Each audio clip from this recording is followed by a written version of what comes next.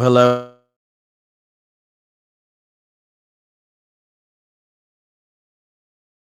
Goat's on mute. Oh, I'm muted. I was just saying good morning like 50 times to everybody.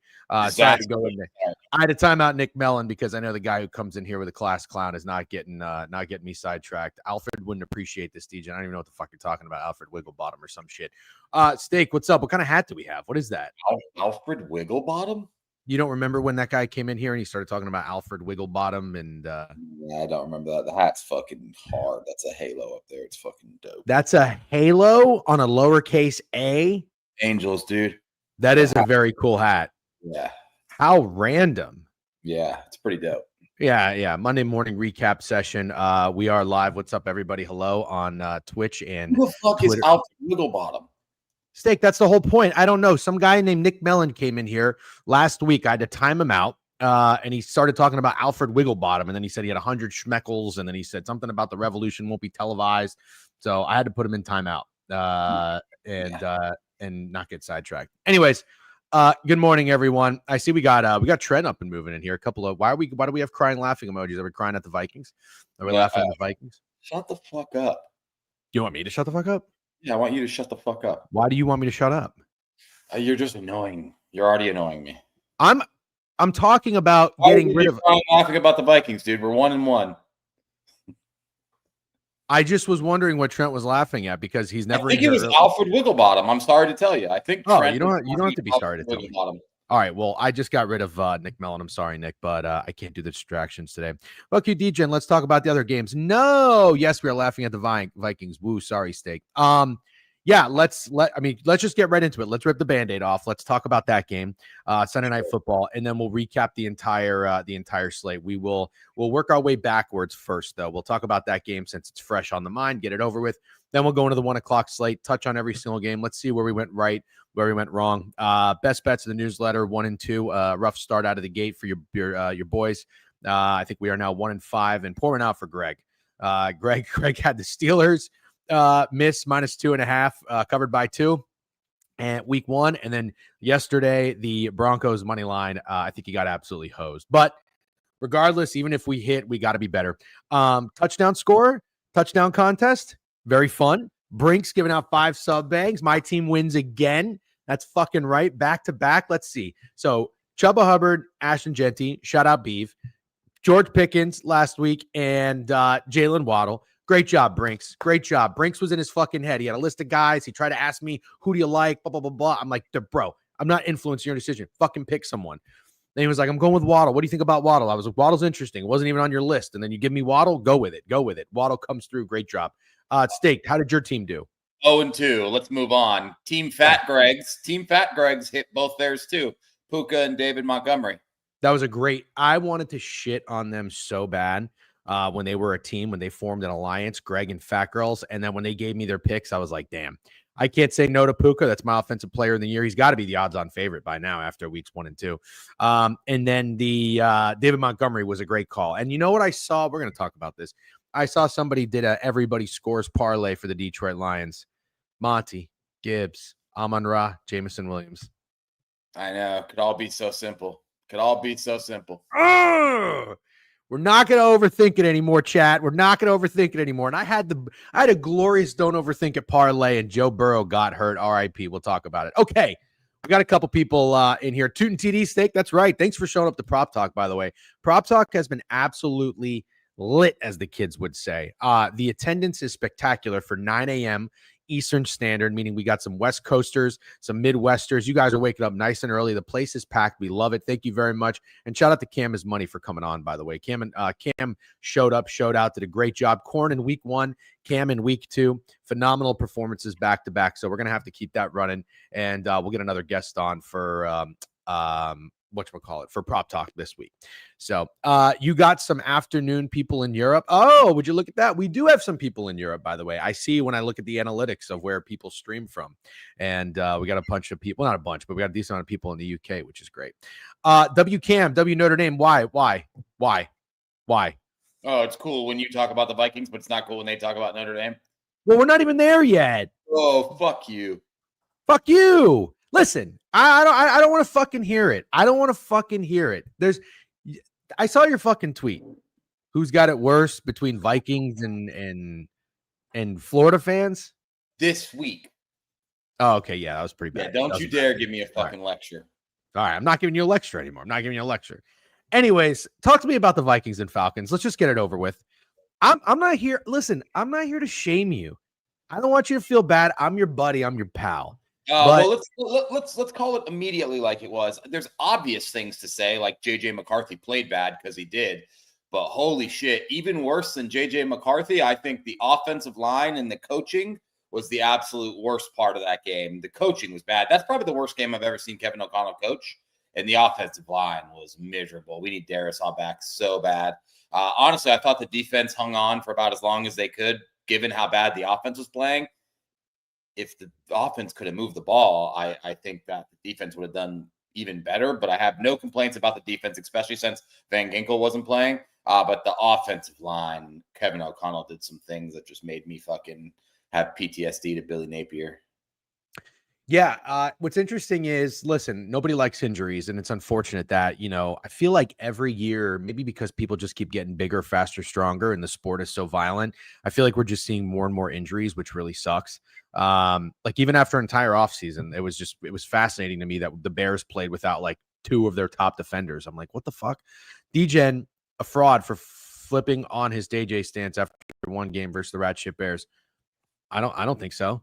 I do. I think you're a fraud. You think I'm a fraud? Yeah, I think you're a fraud. I don't care how everyone feels. I'm going to stay on my side. I want you to stay on your side, whatever that may be. Like if JJ McCarthy has a good game next week against the Bengals, I don't want to hear you going back and forth. I just want you to pick a side and stay there, and that's for everybody else too. Pick a side. I know everybody's back on the JJ McCarthy sucks train. I'm totally fine with you being there, but stay on that fucking side.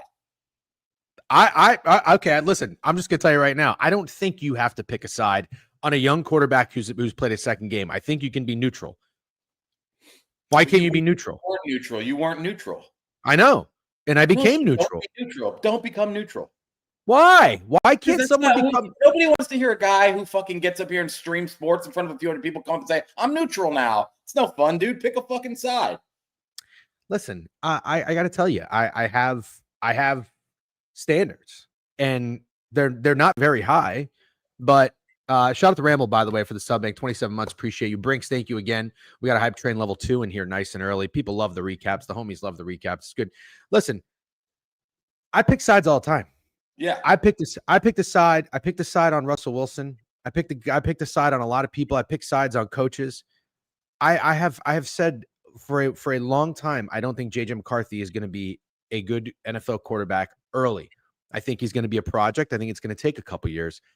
But I'm sorry, if you do what he did in the fourth quarter on the road in your first start against a divisional opponent in primetime, how does that not earn you could tip cap? You could tip cap, but you should. I tipped cap. That's basically what I did. I tipped cap enough to be. I basically stepped off the hate train. You're telling me you can't. You're telling me I went too far. Basically, is what you're saying. I'm just saying, like, I just want you to pick a side and stay there, and then take your fucking lumps as they come. Bad game, you fucking you gloat, and good games, you tip cap, and we just move on to next week. Well, I'm gonna say that a lot of what we've seen from JJ McCarthy is who he is, but I do think JJ McCarthy is a guy that will get better. I can't believe they punted. Yeah, listen, I fell asleep. I watched the first half. I'm with you on the offensive line. Big problem. They made the Atlanta Falcons defensive line look like the best in the NFL. James Pierce Jr. was everywhere. Who was the other guy they drafted early? I keep forgetting. Walker? Yeah, that's right. They were just wreaking fucking havoc. And your Wi-Fi is terrible, by the way. But we'll push through it. I think that, listen, every team has injuries. It sucks that the Vikings line is this injured early, because that's not what a young quarterback needs. He's mobile. He can move. Maybe he needs to run a little bit more. Maybe KOC needs to call better plays. I don't know. Call better plays, but doesn't matter. JJ McCarthy played horrible. I don't think there's a silver lining at all. He played. Well, this is what I'm getting at is I don't want to hear this fucking excuse of like, oh, we can't tell if he's good or bad until he has a good offensive line. No, nobody's saying that. Nobody's saying that. Isn't that what you texted me this morning? Dude, no. Nope. Not at all. I said I'm not going to tell you whether he's good or bad after 2 games, regardless. He could have been even more dog shit in 2 games, and I still wouldn't be able to tell you if he was good or bad after 2 games. I thought you said something about a healthy offensive line, but healthy offensive line will certainly help a young quarterback for sure. So we'll get Jordan Addison back. Who won't it help? Is my point. Exactly. So listen, I'm not going to shit on JJ McCarthy because, and everybody has a problem with this, I'm off the JJ McCarthy hate train, but he has. This is my entire point. What? I just can't fucking wait to talk about the next game. Okay, well, I'm almost done. Okay. I'm almost done. Yeah. He had it as easy as anybody could have it at the University of Michigan. Simple. He had a great coach. He had a great roster. Respect the side that you're on. Stay there. Stay there. Don't say anything fucking nice about him in any time in the future. Okay, fine. Yes. I won't say anything nice about him. Roman Wilson as your wide receiver number 1 is so much easier than having Jamar Chase and Joe Burrow as your wide receiver number 1. That's what everybody says, dude. They say, I want to go to battle with fucking fathead Blake Corum and Roman Wilson as my wide receiver 1. That's what every fucking quarterback dreams of. Because college wide receivers can't be good in college and bad in the NFL. Yeah. Charles Rogers. I got 42 touchdowns and 5 interceptions. Name a worse wide receiver number 1 on a national championship team. Seriously. Name a worse one. Roman fucking snap for the fucking Steelers, and they have janitors at wide receiver. Ben Skowronek, or whatever the fuck his name is, scored a touchdown last week, but they can't get bum-ass Roman Wilson on the field. Who the fuck was Tim Tebow throwing to? Riley? What was that guy's name? He had another guy. Who's the fucking... Stop it, dude. Stop. Roman Wilson would be wide receiver fucking 4 on that Gators team. Okay. Well, he had a really good defense too, and he played a terrible Alabama team and a Washington team with no defense. But listen, all I'm saying is JJ McCarthy had it easy. I think he seems like he's got some dog in him. We'll find out. Hopefully he gets an offensive line. He's in again. Well, I see you laughing. He's in the best system possible to be successful. Yes, he is. I agree. That's why I won't make any excuses. I have no excuses. I just want everybody to stay on their sides. That's it. Okay. I have told you, though, at least give me this. I have told you, because I don't want people to be like, oh, you switched up. You could call me a fraud if I went from being a JJ hater to a JJ lover overnight after one game. That's fraudulent. You teetered. And fuck that. Fuck that. Fuck that. You don't agree with me. Absolutely not. I even fucking said immediately. Didn't even have to ask. Nobody even had to ask me. I said, I'm not a fucking teeter, chat? Did he teeter? I didn't fucking teeter. I fucking said in the video, go watch. I said, I'm not a fan. I said, I'm not a fan. I said it. Nobody even had to ask. Nobody had to say, oh, DJ, so you made a video saying you're not a hater anymore. Does that mean you're a fan? Chat saying you teetetered. Because they fucking don't shoot the messenger. Don't shoot the messenger. They love another. We got ball knower Cam saying you teetered. Ball knower Kev saying you teetered. I'm getting off of TikTok now because all we're doing is fucking cursing. You should get off of TikTok. I'm off the fucking TikTok. I'm gonna fucking ruin TikTok. You'll never be able to get on there again. Yeah, listen, there was no fucking teetering. I will not be a JJ McCarthy fan club participant. Good. I won't. You'll never see that. I'll never be a registered. I promise. The only thing I will do is stop hating and admit I'm wrong if he turns out to be the guy. I love that. Next game. Okay. All right. Next game. I can't fucking believe the Minnesota Vikings made the Atlanta Falcons look like that fucking next game. All right, I'm a little annoyed as a fucking Bucs fan. You got the fucking Falcons. Hey, I'm annoyed, dude. They drop interceptions against you guys and miss field goals, and then they do fucking none of that against us. Stupid ass fucking Falcons. They hire a bozo off the street to go 5 for 5 from field goals. Young Hoku's stupid ass can't make one. Listen. It's one thing to drop interceptions from Baker Mayfield. It's another thing to drop interceptions from JJ McCarthy. It is. It's crazy. It's crazy. So I just want to say this. So JJ McCarthy has played 7 bad quarters out of 8 bad quarters. Do we have that right? I think he looked good in the third quarter of the Bears game too, for what it's worth. So I'll say 2-6. Okay, he's 2-6. That's JJ McCarthy's quarter record right now. He's won 2 quarters. He's lost 6. 2-6. Yep, he's 2-6 in good and bad quarters. Stay on that side and talk about the next game. Is Marcus Freeman a fraud? Streets are talking. Yeah, I don't know. I guess we'll have to find out. Yeah, stop talking about the Vikings, man. Okay, all right. We will stop talking about the Vikings. Okay. I want to say one last thing though. very disappointed in Kevin O'Connell's play call. Me too. Next game. Okay. Were there even any other games? That's hilarious, dude. I can't get my tabs situated. I can't see out of this. No, you know what? We have to do one more thing. I'm sorry. And I'm not even trying to be I'm not joking. This is not a joke. Call me Beeb. Call me whatever the fuck you want. If you say anything fucking else Vikings related, I'm fucking leaving. Can I say about the No, Falcons? you can't. You can't talk about this game anymore. We've been live for 18 minutes. There was fucking 15 games and a bunch of college teams.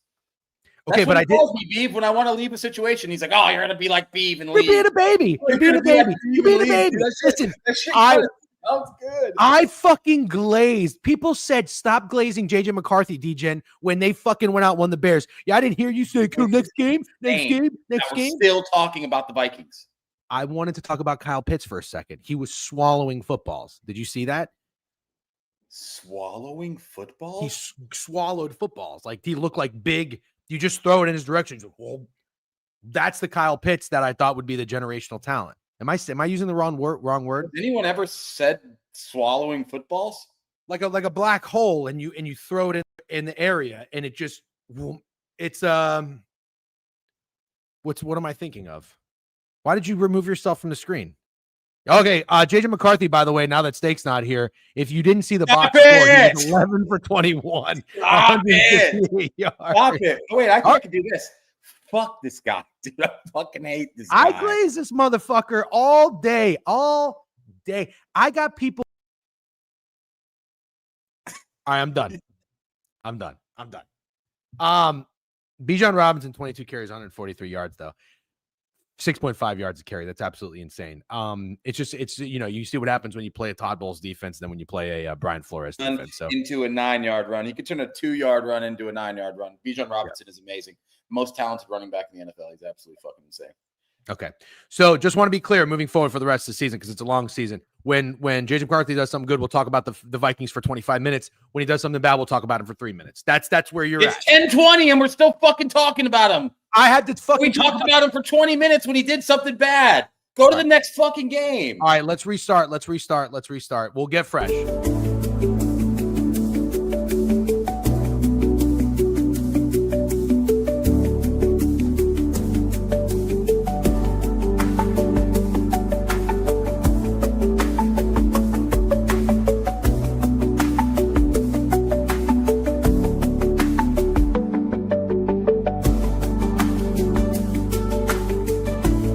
Better? I feel better. Do you feel better?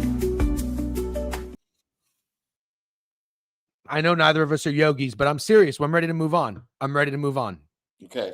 I'm waiting to see what you're going to say next. I'm going to say Jacksonville Jaguars and the Cincinnati Bengals. Crazy game. Yeah, crazy game. Listen, had no business winning this. -3. They covered the -3.5. RIP to anybody who had the Jags +3.5. In all seriousness, okay, I'm going to always keep it 100 with you. The Bengals were my best bet. It was a shit wager.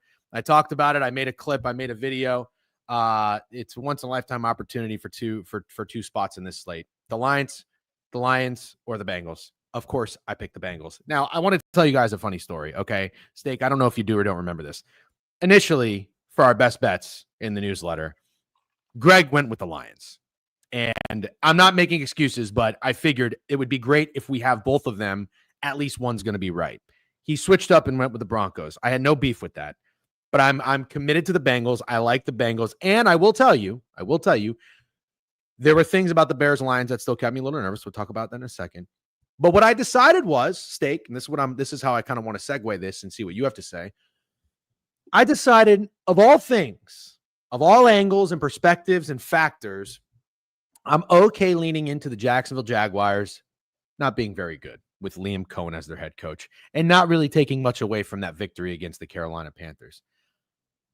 The Jaguars lost this game. The Bengals, in my opinion, did not win this game, but I have to give them some respect for doing it with Jake Browning. We'll talk about him in a second. There are clips going around of Liam Cohen being very upset with Trevor Lawrence. Did you see this? He's like hitting the chest, telling him he's got to put the ball in the chest and not the hands. Trevor Lawrence is a frustrating player. Yes. He's a very, very frustrating player. And I have to tell you, I legitimately don't know what I would do if I had the Jags plus 3.5. I saw that was one of Beef's plays.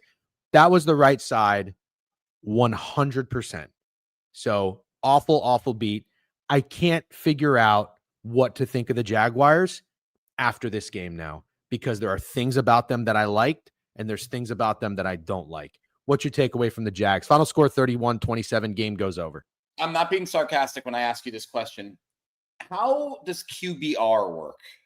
And let me just tell you why I'm asking that. So Trevor Lawrence has 271, 3 touchdowns and 2 interceptions, right? His QBR is 34.7, but his quarterback rating is 80.6. Okay, you following? Yeah. Jake Browning has 241, 2 touchdowns and 3 interceptions. His QBR is 68.1, which is twice as good as Trevor Lawrence, but his quarterback rating is 68.9, which is below Trevor Lawrence. Can you explain that to me? Well, I can't. I don't really know what it means. Like EPA, I'm glad it exists, but also it's kind of fucking annoying. It's annoying that people base rankings and their valuations on players strictly off of EPA and not with their eyeballs. That kind of concerns me. Call me a boomer. I don't give a fuck, but I like analytics. Okay. I really do. This is what it says. It says QBR is calculated by assessing each play's expected points added, which is EPA, adjusting for situational context like score and field position, and weighting the quarterback's contribution based on the difficulty and outcome of the play. Does that make a little bit of sense? Yeah. So Trevor Lawrence was horrible. Yeah. And honestly, yeah. I kind of thought Trevor Lawrence was horrible. And here's something that I hated.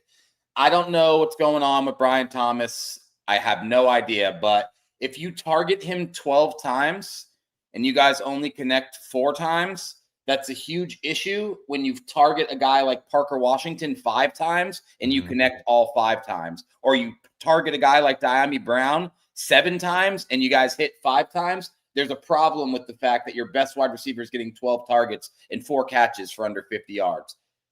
There's also a huge problem that you lost that game because Jake Browning didn't just come in and was amazing. He threw 3 interceptions. I don't know how you lost that game. The only my number one takeaway from this game, as a Minnesota Vikings fan, to plug your ears, Beeve, any other Vikings fans in here, Jamar Chase is the best wide receiver in the NFL. He's inevitable. Jamar Chase is the best wide receiver in the NFL. He's completely inevitable. If you come in and do the same thing you were doing with your quarterback 1, with your quarterback 2, to me, you're the best wide receiver in the NFL. Jamar Chase is unguardable, inevitably the best wide receiver in the NFL. I didn't want to go back to talking about the Vikings, but since you brought it up, I'm just kidding. That was a really good take. That was a really good take, very mature take, good take. Yeah, he's awesome. I can't believe T. Higgins is only getting 3 catches. It kind of hurts my soul because I just like an amazing one though. God, I know. Yeah, he's a bad motherfucker. What's up, Snowman? Good to see you. And why is Trent up so early? By the way, Trent is up in the chat, which we love. That boy Rav. With a sub bang. Rav, big fans, always been Rav guys, 9 months. Appreciate you. Rav's been hot, dude. Rav's been hot. I saw him 16-3, 18-3 run. We love that. Keep up the good work, Rav. I'll say this about the Jags, and I'll take every analytic out of the equation. Overall, as a team, I liked what I saw from them. Removing Trevor Lawrence's decision making. The running game is effective. Good. Yeah. The running game is effective. It's good. Tootin, 8 carries, 42 yards. ETN, 14 carries, 71 yards. And everybody's getting involved. You've got 1, 2, 3, 4, 5, 6, 8 guys with receptions. Oh, sorry. Tim Patrick did not get one. Strange got involved. Diami Brown got involved. You mentioned Parker Washington got involved. The defense played pretty well. They were getting after it. I mean, I'm kind of shit on Josh Hines-Allen, but I think he was on the stat sheet today. Yes, he was. He had 4 tackles, 6 total tackles, 3 QB hits, no sacks. Overall, as a team, I thought the Jags played pretty well. I legitimately can't fucking believe they lost this game, and it comes down to one player only, Trevor Lawrence. And the last thing I want to talk about the Jags, did you see Brian Thomas's junior clips? No. Like, what do you mean? He had apparently he had 3 or 4 plays where he had alligator arms, He was about to get hit and he didn't go up. Oh, yes. And one resulted in an interception. I don't understand what the fuck is going on with him, but they got to get that figured out. BTJ, 4 catches, 49 yards, 12 targets. Book It gave out 5 sub banks. Appreciate you, Book It. Thank you very much. Dead Press Carter with a sub bang. Oh, he subbed Book It. We love that. Appreciate it. Great weekend, fun weekend. A lot to talk about. Thank you guys for hanging out in the recap. The place is popping. What's up, YouTube? We see you guys over there. See the 50 people in YouTube. Subscribe and like the stream. We appreciate it. So let's talk about the Bengals for a second. That defense might be a little bit of a problem. I wanted to give them their credit for shutting down the Cleveland Browns run game. It was non-existent. I'm starting to think the Cleveland Browns might have the worst running back room in the NFL. And they did. Honestly, Quinshot Judkins looked okay. You can't run that much when you're losing by 30 to the Ravens, but sure, they didn't have him last week. And without him, it's Dylan Sampson and Jerome Ford. That is probably the worst. So I was going to give the Bengals credit for basically holding the Browns to like 2.5 yards per carry on the road. The Jags got whatever they wanted up front. I think the Bengals defense is lacking dog, and their run defense might be really, really bad. So I'm not taking much out of that week 1. I'm taking something out of what I saw in week 2. Basically, I'm making a mental note. Attacking running backs against the Bengals defense is what I'm thinking. The defense was not very good. You know they play next week? Nope. Minnesota Vikings. Oh, that's going to be great for your boy JJ McCarthy because he'll have a lot of support in the run game, the most that he's had in wasn't Jake Browning an old Vikings backup? Was yes. he old? Yeah, he was, right? Jake Browning revenge game.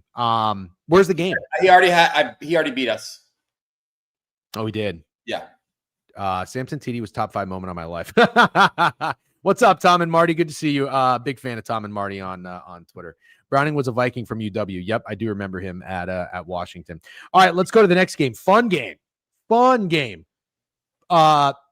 Cowboys and Giants. Yeah, this was fun. Kudos to anybody who had the Giants. Great play. Awesome play. Should have won the game. If you had the money line on there, another one that just I don't know how they do it. I don't know how some of these teams blow it. Can't wait to talk about the Dolphins in a little bit.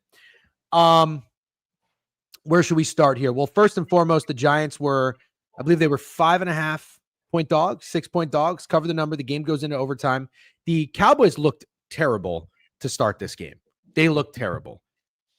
Shut out in the first quarter. They come out, they put up 10 at halftime. It was a 13-10 game at halftime. If you follow me on Twitter, I did make a live play, my only live play of the weekend. And I said, I'm taking the over in this game. I feel like there's going to be some fireworks. I think Russell's going to connect. And I think Dax, they got to get more aggressive on offense. Came out. Giants settled for some field goals. Steak, fourth quarter, 21-20 game. 41 points in the fourth quarter. Absolutely insane from both sides. Russell Wilson, 30 of 41, 450 yards passing, 3 touchdowns, and a horrible interception. Kudos to Russ. I'm a Russ hater. I ain't switching up. Good game. I saw his passing chart. I'll pull it up while you talk. Unbelievable. Dak, 38 of 52, 361 yards, 2 touchdowns, and an interception. Both guys had about a 70-75 QBR. Cam Scatabo, 11 carries, 45 yards, ran hard. He had a 24-yard scamper as well. How about Wan'Dale Robinson? 8 catches, 142 yards. Best game I've seen this guy play. And Malik Neighbors is a fucking freak. Yep. 9 catches, 167 yards. I believe that was the most in the NFL for the weekend. Huge for our guy Sandy's Cowboys win total over. Awful for your Giants win total over.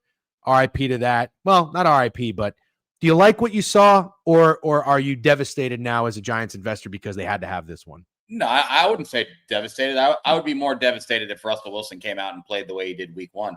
Russell Wilson was slinging that thing, dude. He was. I mean, 450 yards, absolutely fucking insane.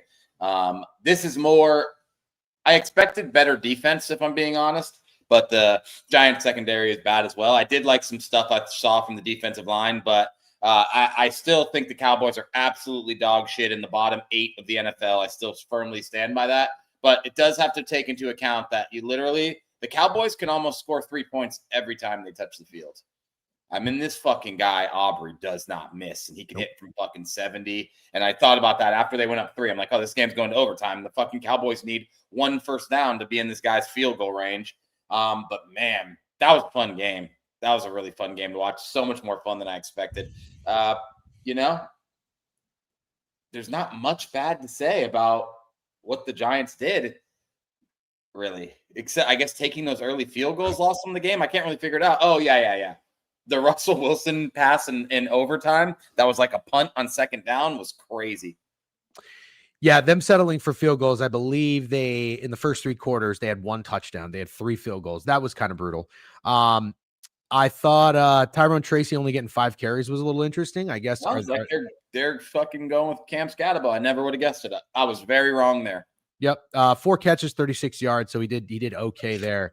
But yeah, this was all Russ game, vintage Russ game. And I'll give shout out to Javon. I believe he called this, said he was the guy to pick up too in a waiver wire. I paid attention to some stuff he said. Won my fantasy league. No big deal. Amon-Ra St. Brown. Thank you, Special K. This passing chart, I don't know if you guys can see it. This is great. I mean, left side, right side, a lot of things under 10 yards, but honestly, that's okay.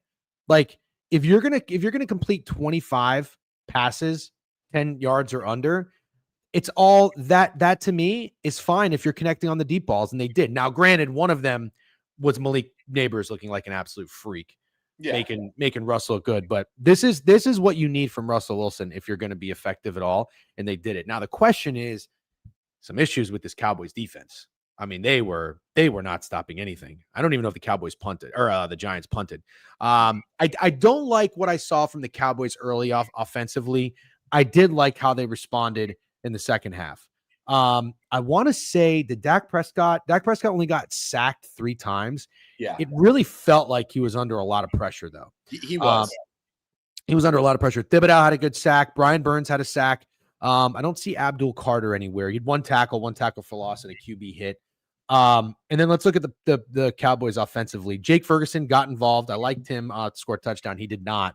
9 catches, 78 yards. CeeDee, 9 catches, 112. George, 5 catches, 68 yards. Let's give it up for the touchdown to George. Wasn't this our guy who went to the Lions game because his wife was a huge Amon-Ra fan, right?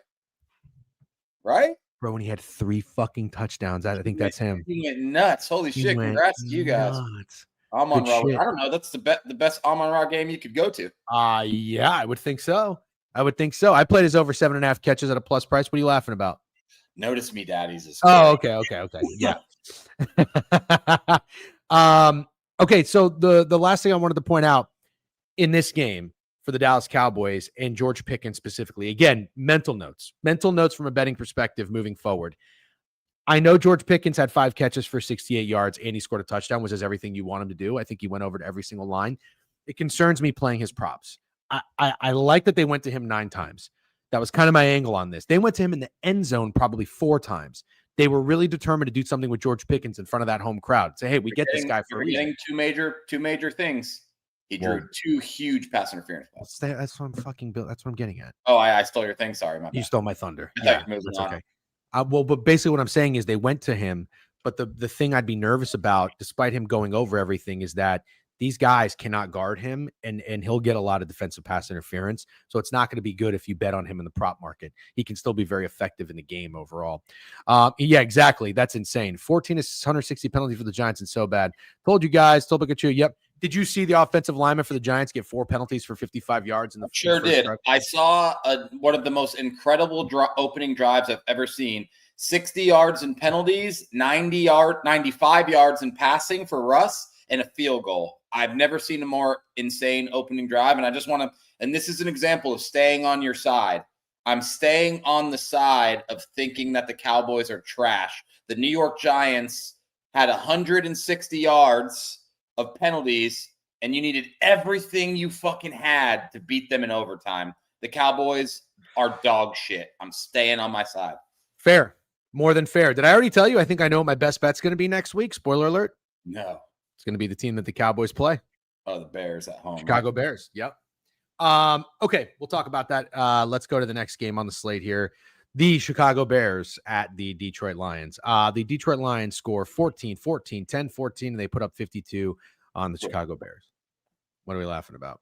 Just taking out we're just taking out franchises. Who did we kill last? Yes, who did we kill together? Oh, did we kill Lenore Sellers? Yeah, we did. Yeah, South Carolina large. It was never South Carolina large. We'll see if we can get to recapping college football. I hope we can. It was a fun day of Saturday of college football. By the way, Steak, I don't know if you see right now, but we are lit on YouTube and Twitch right now. 120 on Twitch, 55 on YouTube. Absolutely love it. How many of you on Twitter right now? Twitter, get your ass in here on one of these pages we monetize. Watch an ad, give us a nickel. I appreciate it. Or sub up, follow the page, subscribe, something. Double recap. I need money. Lost $1,000 on the Minnesota Vikings last night. Why did Dark go in for 5 plays? Great question. I have no idea. Do you know why? Nah, it seems like they got a few packages for him. I don't hate it. I didn't love it. Really? It was a weird time. It was a weird time. The one where he was the guy who handed it off to Scatabo for his biggest run, right? Yeah, I guess that did happen. This is a weird time to put him in the game. I would throw him in at like the fucking last drive of the first half or something, you know? I don't know. Anyways. Okay, let's talk Bears-Lions. I don't know that we have to spend too much time on this game, but I will say the tape doesn't lie.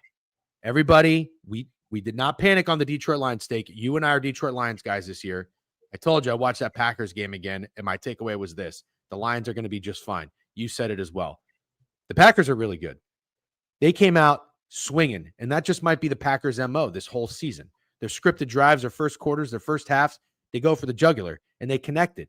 But the Lions settled in nicely. I like what I saw from the Lions in this game a lot. Not on offense, obviously. It's like, oh, they scored 50 points. Defensively, I like what I saw.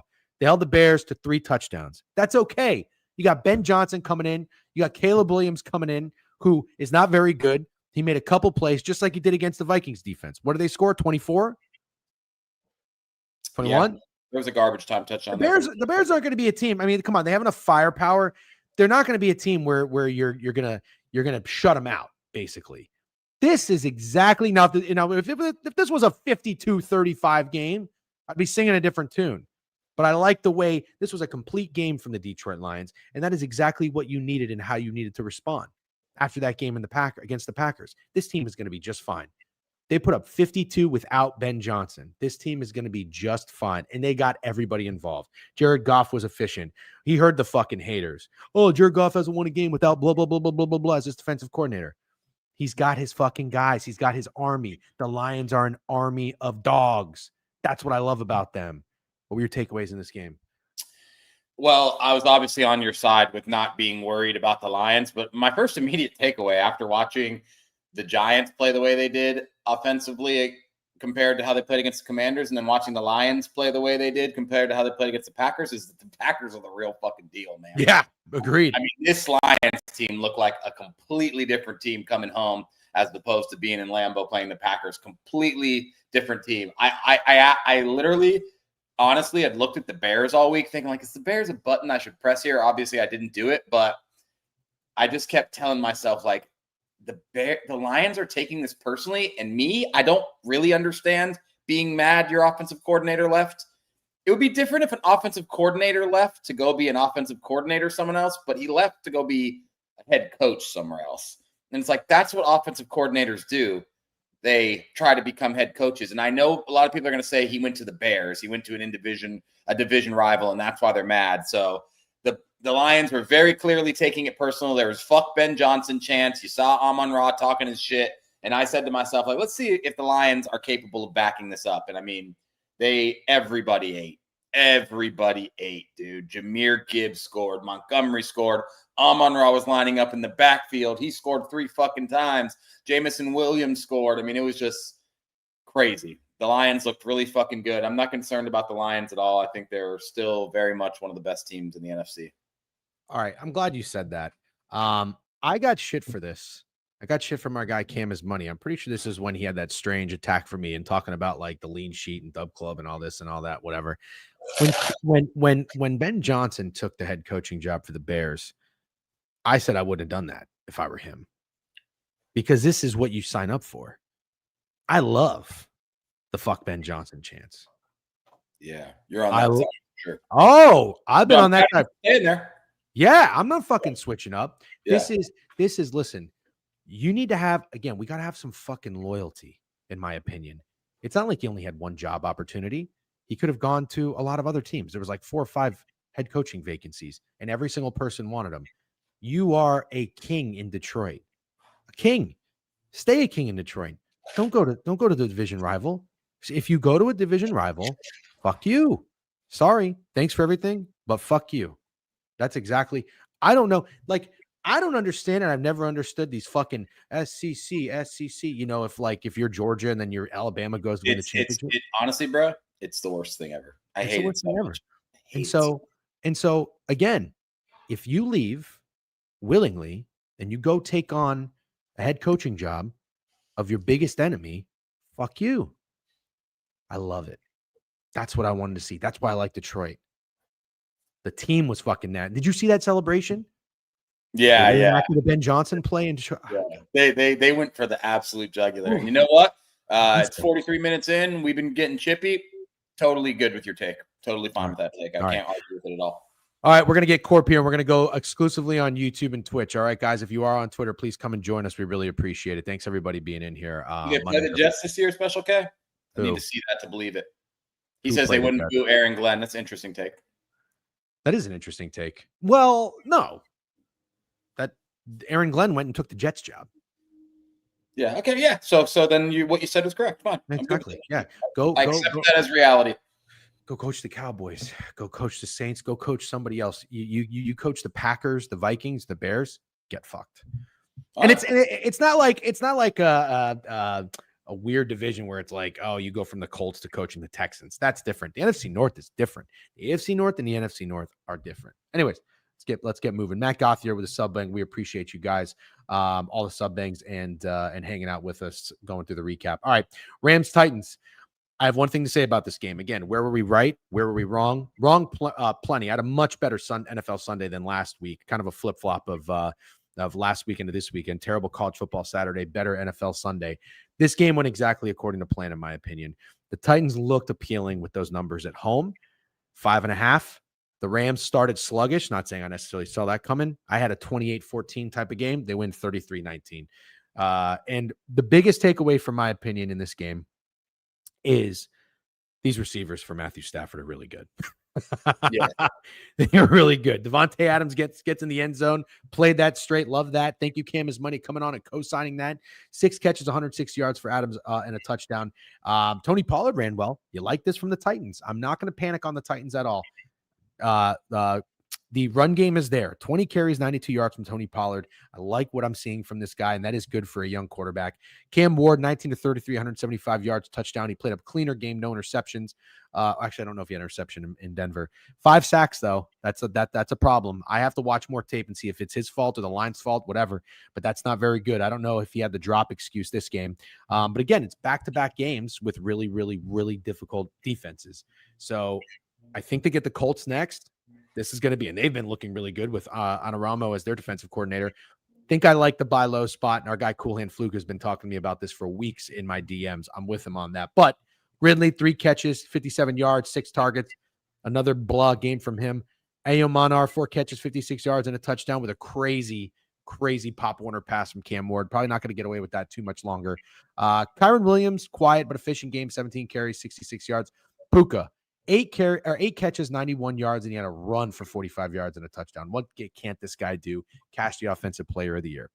Yeah, he's one of the coolest players in the NFL. I don't got a lot. I feel kind of good about saving my unit because I would have normally bet the Titans here, and I like the Titans going to the game, I'll be honest with you. And I didn't bet it because the Rams are somewhat unfadable, and they have been now for a couple of years. And I'm always like the guy saying, like, regression's coming and Stafford looks banged up and this defense can keep this up because I'm not a believer that they're this good, and it's just not true. Like, all my takes on the Rams are wrong, to be honest. So I'm just happy I didn't bet the Titans. The Rams look good. I don't think there's like anything negative to say about them. If the Niners don't get healthy, it's tough. It's going to be tough when you need the Cardinals to come through. And I hated what I saw from the Cardinals at the end of that game. We'll talk about them. But yeah, when you fade the Rams on the road and they're laying points and you're getting points with the home dog, there is a moment in that game where you are reminded, fuck, why am I putting my money with a worse team against Sean McVay? And they just start looking like the Rams and you're like, damn it. But for like a quarter and a half, you feel pretty good about it. All right, let's go to the Patriots and Dolphins. What a wild game this one was. Started really ugly. Basically, each team's kind of traded off quarters in the first half of looking pathetic. The Dolphins come out and get blanked in the first quarter. Patriots go up 12-0. But then they respond pretty well. They scored 14 in the second quarter. Patriots only have a field goal. It's 15-14 game. 33-27 is the final, 60 points. Hats off to Drake May and the New England Patriots. I mean, probably a game they had and they blew it, and then maybe didn't deserve to win, but they took it back. You got to give credit to a coach like Vrabel with a young guy like Drake May, 19 of 23, 230 yards, played his passing yards straight. Didn't really get there by much. It was 220.5, 2 touchdowns, no interceptions, 3 sacks. And he also had 10 carries for 31 yards. Not the best running day for anybody else on the Patriots. Ramondre Stevenson had actually 5 yards per carry. Travion Henderson's only getting 3 carries, which is really weird. Don't know what's going on there. People are upset in fantasy, that's for sure. Yeah. And then I don't know what the running backs are doing for the Miami Dolphins. Achane, 11 carries, 30 yards. Overall, 15 carries, 61 yards. Tua, 26 of 32, 315, 2 touchdowns, and a horrible interception. He got sacked 5 times as well. And then you look at the receiving options for Drake May. Booty, nothing. 1 catch, 16 yards. He did have a touchdown, though. Ramondre Stevenson had 5 catches for 88 yards. He busted a 55-yarder. It was always a Tyreek Hill bounce back game after the reporters were in his ear. 6 catches, 109 yards. He did have a 47-yarder. Achane was a menace. 8 catches, 92 yards, and a touchdown. And Jaden Waddle finally had a nice game. I don't know what to say other than I can't believe. Did you see the punt return for a touchdown followed up by a kick return? Every second of this game because I was with Joey Dumps and he was losing his mind. Did you see the email Joey Dumps sent? Guest experience at the Hard Rock Stadium. Why would he send that to the guest experience at Hard Rock Stadium? I don't know. He was so mad that he was drunk and so angry that he wrote an email to guest experience at Hard Rock. He was dead serious too. Henderson had 3 terrible holding calls. Ooh, I missed that. Get ready to update the LinkedIn, McDaniel. Yep, no shit. No, RIP Joey Dumps. I mean, I don't know. Listen, we talk about the lack of pass rush for the Dolphins. I know everybody wants to have fun with Bradley Chubb and Jalen Phillips and whatnot. Looks like Chubb actually did get a sack. He had a nice game. 5 tackles, a sack, tackle for loss, and a QB hit. Well, actually, maybe a stack counts for all those. Jalen Phillips, 4 tackles. Who's the other guy? Chop Robinson. He had a sack too, actually. To guest experience at the hardrockstadium.com sent yesterday at 3:52 p.m. Guys, do you not watch these games? Fire McDaniel. This is the most poorly coached team I've ever seen. Absolutely pathetic. You guys are horrible owners. Sent from my iPhone. Yeah, I don't know that the guest experience team is going to be able to do anything with that, Joey, but maybe shouldn't that have gone to the Miami Dolphins? Maybe they'll bump it up the ladder to somebody cares. Yeah. Well, it's probably going to be an email that they'll definitely look at and be like, oh, this is interesting. Why would anybody want Mike McDaniel fired? It's called Passion Guides. Yeah. I got nothing to say about this other than I tried to save and help our guy Sandy. You want to bet the Dolphins in spots like these. This is the one thing. Listen, if you're going to follow us and if we're going to try to do anything to benefit you in your sports betting career, you try to learn from our mistakes. All right. That's it. We're not going to give you locks, guaranteed winners, nothing like that. Learn from our mistakes. You don't want to bet on bad teams and bad coaches. And that is what the Miami Dolphins are. Should have won this game and didn't. Any takeaways? I mean, it's kind of funny that this is going to keep being the thing. And here's the thing, man. Tua is not the reason the Dolphins lost that game. He's just not. And if I would have told you that the New England Patriots top receiver was Ramondre Stevenson, and then after Ramondre Stevenson, their top receiver was Austin Hooper with 38 yards, then you go over to the other side, Tyreek Hill, 6 for 109, Achane, 8 for 92, and Waddle, 5 for 68 with a touchdown, you would have thought the Dolphins won by 20 points. But this was kind of my point. Yeah, one of them, it was a kick return that I think lost the game, but like the Patriots offense wasn't amazing. But all I want to say is if this was the Eagles versus the Cowboys, everybody would have said, oh, fucking Dak had 315 yards and 2 touchdowns. He looks fucking amazing, dude. He looked good. Who cares if they lost? But this is what bad teams do. They lose football games where they technically outgained and outplayed the other team by a fairly large margin. And the Miami Dolphins are bad. You can tell they don't fuck with Mike McDaniel. You could tell they don't fuck with Tua. They're in a bad, bad place. And the Dolphins are going to fire their coach, and this season's a wash. They're 12-point underdogs in Buffalo on Thursday. They're going to be 0-3, and it's just fucking looking grim. So the chat's saying that Dak looks good. I know, dude. They always do. Well, then I think Tua looked good yesterday. How about that? He was 26 for 32 with 315 yards. He looked good too. You guys were glazing Dak when he had 188 yards and no touchdowns. So I'll glaze Tua when he has 315 and 2. How about that? Keep sucking Dak's dick. Russell Wilson outplayed him. You guys aren't talking about that. You guys just love Dak. Admit it. You have this weird thing with Dak. He did. I think I did, even though I'm a Dak supporter this year, most passing yards in the NFL. I think I did say that I was disappointed with the Cowboys, how they came out in that first half. Dak did look very bad in that first half. How did the Cowboys catch a stray in the Dolphins-Pats recap? I actually thought it was a phenomenal comparison. I thought you did really well. Cowboys going to go below 500 and people still dick suck Dallas. Yeah. But we do have to remember MJ. Am I wrong, McKiffin? People that know way more. Stop it. That can't be what you say. Say something that means something. People that know way more. I've been a Dak supporter and I've been a Dak hater. That's when I've switched up on. And our guy Tim knows because he's a Cowboys fan in my fantasy football chat. But I have long said the only thing Dak does is play well when the game is out of reach. He becomes a stat patter. There's nobody better. Actually, Matt Ryan was really good at this too. But you look at the box score, he always plays well, but he doesn't start doing it until it's a 2-possession game. They're down 2 and then they get close. Like the pinnacle moment in Dak's career that I think I'll never forget is remember against the Niners in the playoffs when they got their ass kicked the entire game. Yeah. And then they came back and he slid. Yes. And the game ran out of time. It was like, yeah, of course I do. That's what he does. That's what Dak does. Glazed. Nobody gets glazed for doing less. I wish I understood. All I want to do is understand what your guys' obsession is with Dak Prescott. I want to know. Yeah, I do agree with this. Even though I am saying I thought Dak looked good against the Eagles. I am one of those, but I actually respect your disagreement in that. I do. Yeah. Even though the Cowboys win that game, I was disappointed with Dak Prescott. Even though the box score looked good, I was disappointed because they should have lost and he did not come out playing well. They got blanked in the first quarter. Also, just to be clear, Dak was perfectly fine yesterday. He was perfectly fine. Right. He got outplayed by Russell Wilson and they almost lost to the New York Giants, but he was absolutely fine yesterday. With my hate for Dak, I can't say anything about throwing for 360 yards and making minimal mistakes. But that's where I disagree with you. I don't think he was fine yesterday. He did not play as good as he should have played better. He didn't play as good as Russell Wilson. That's my point.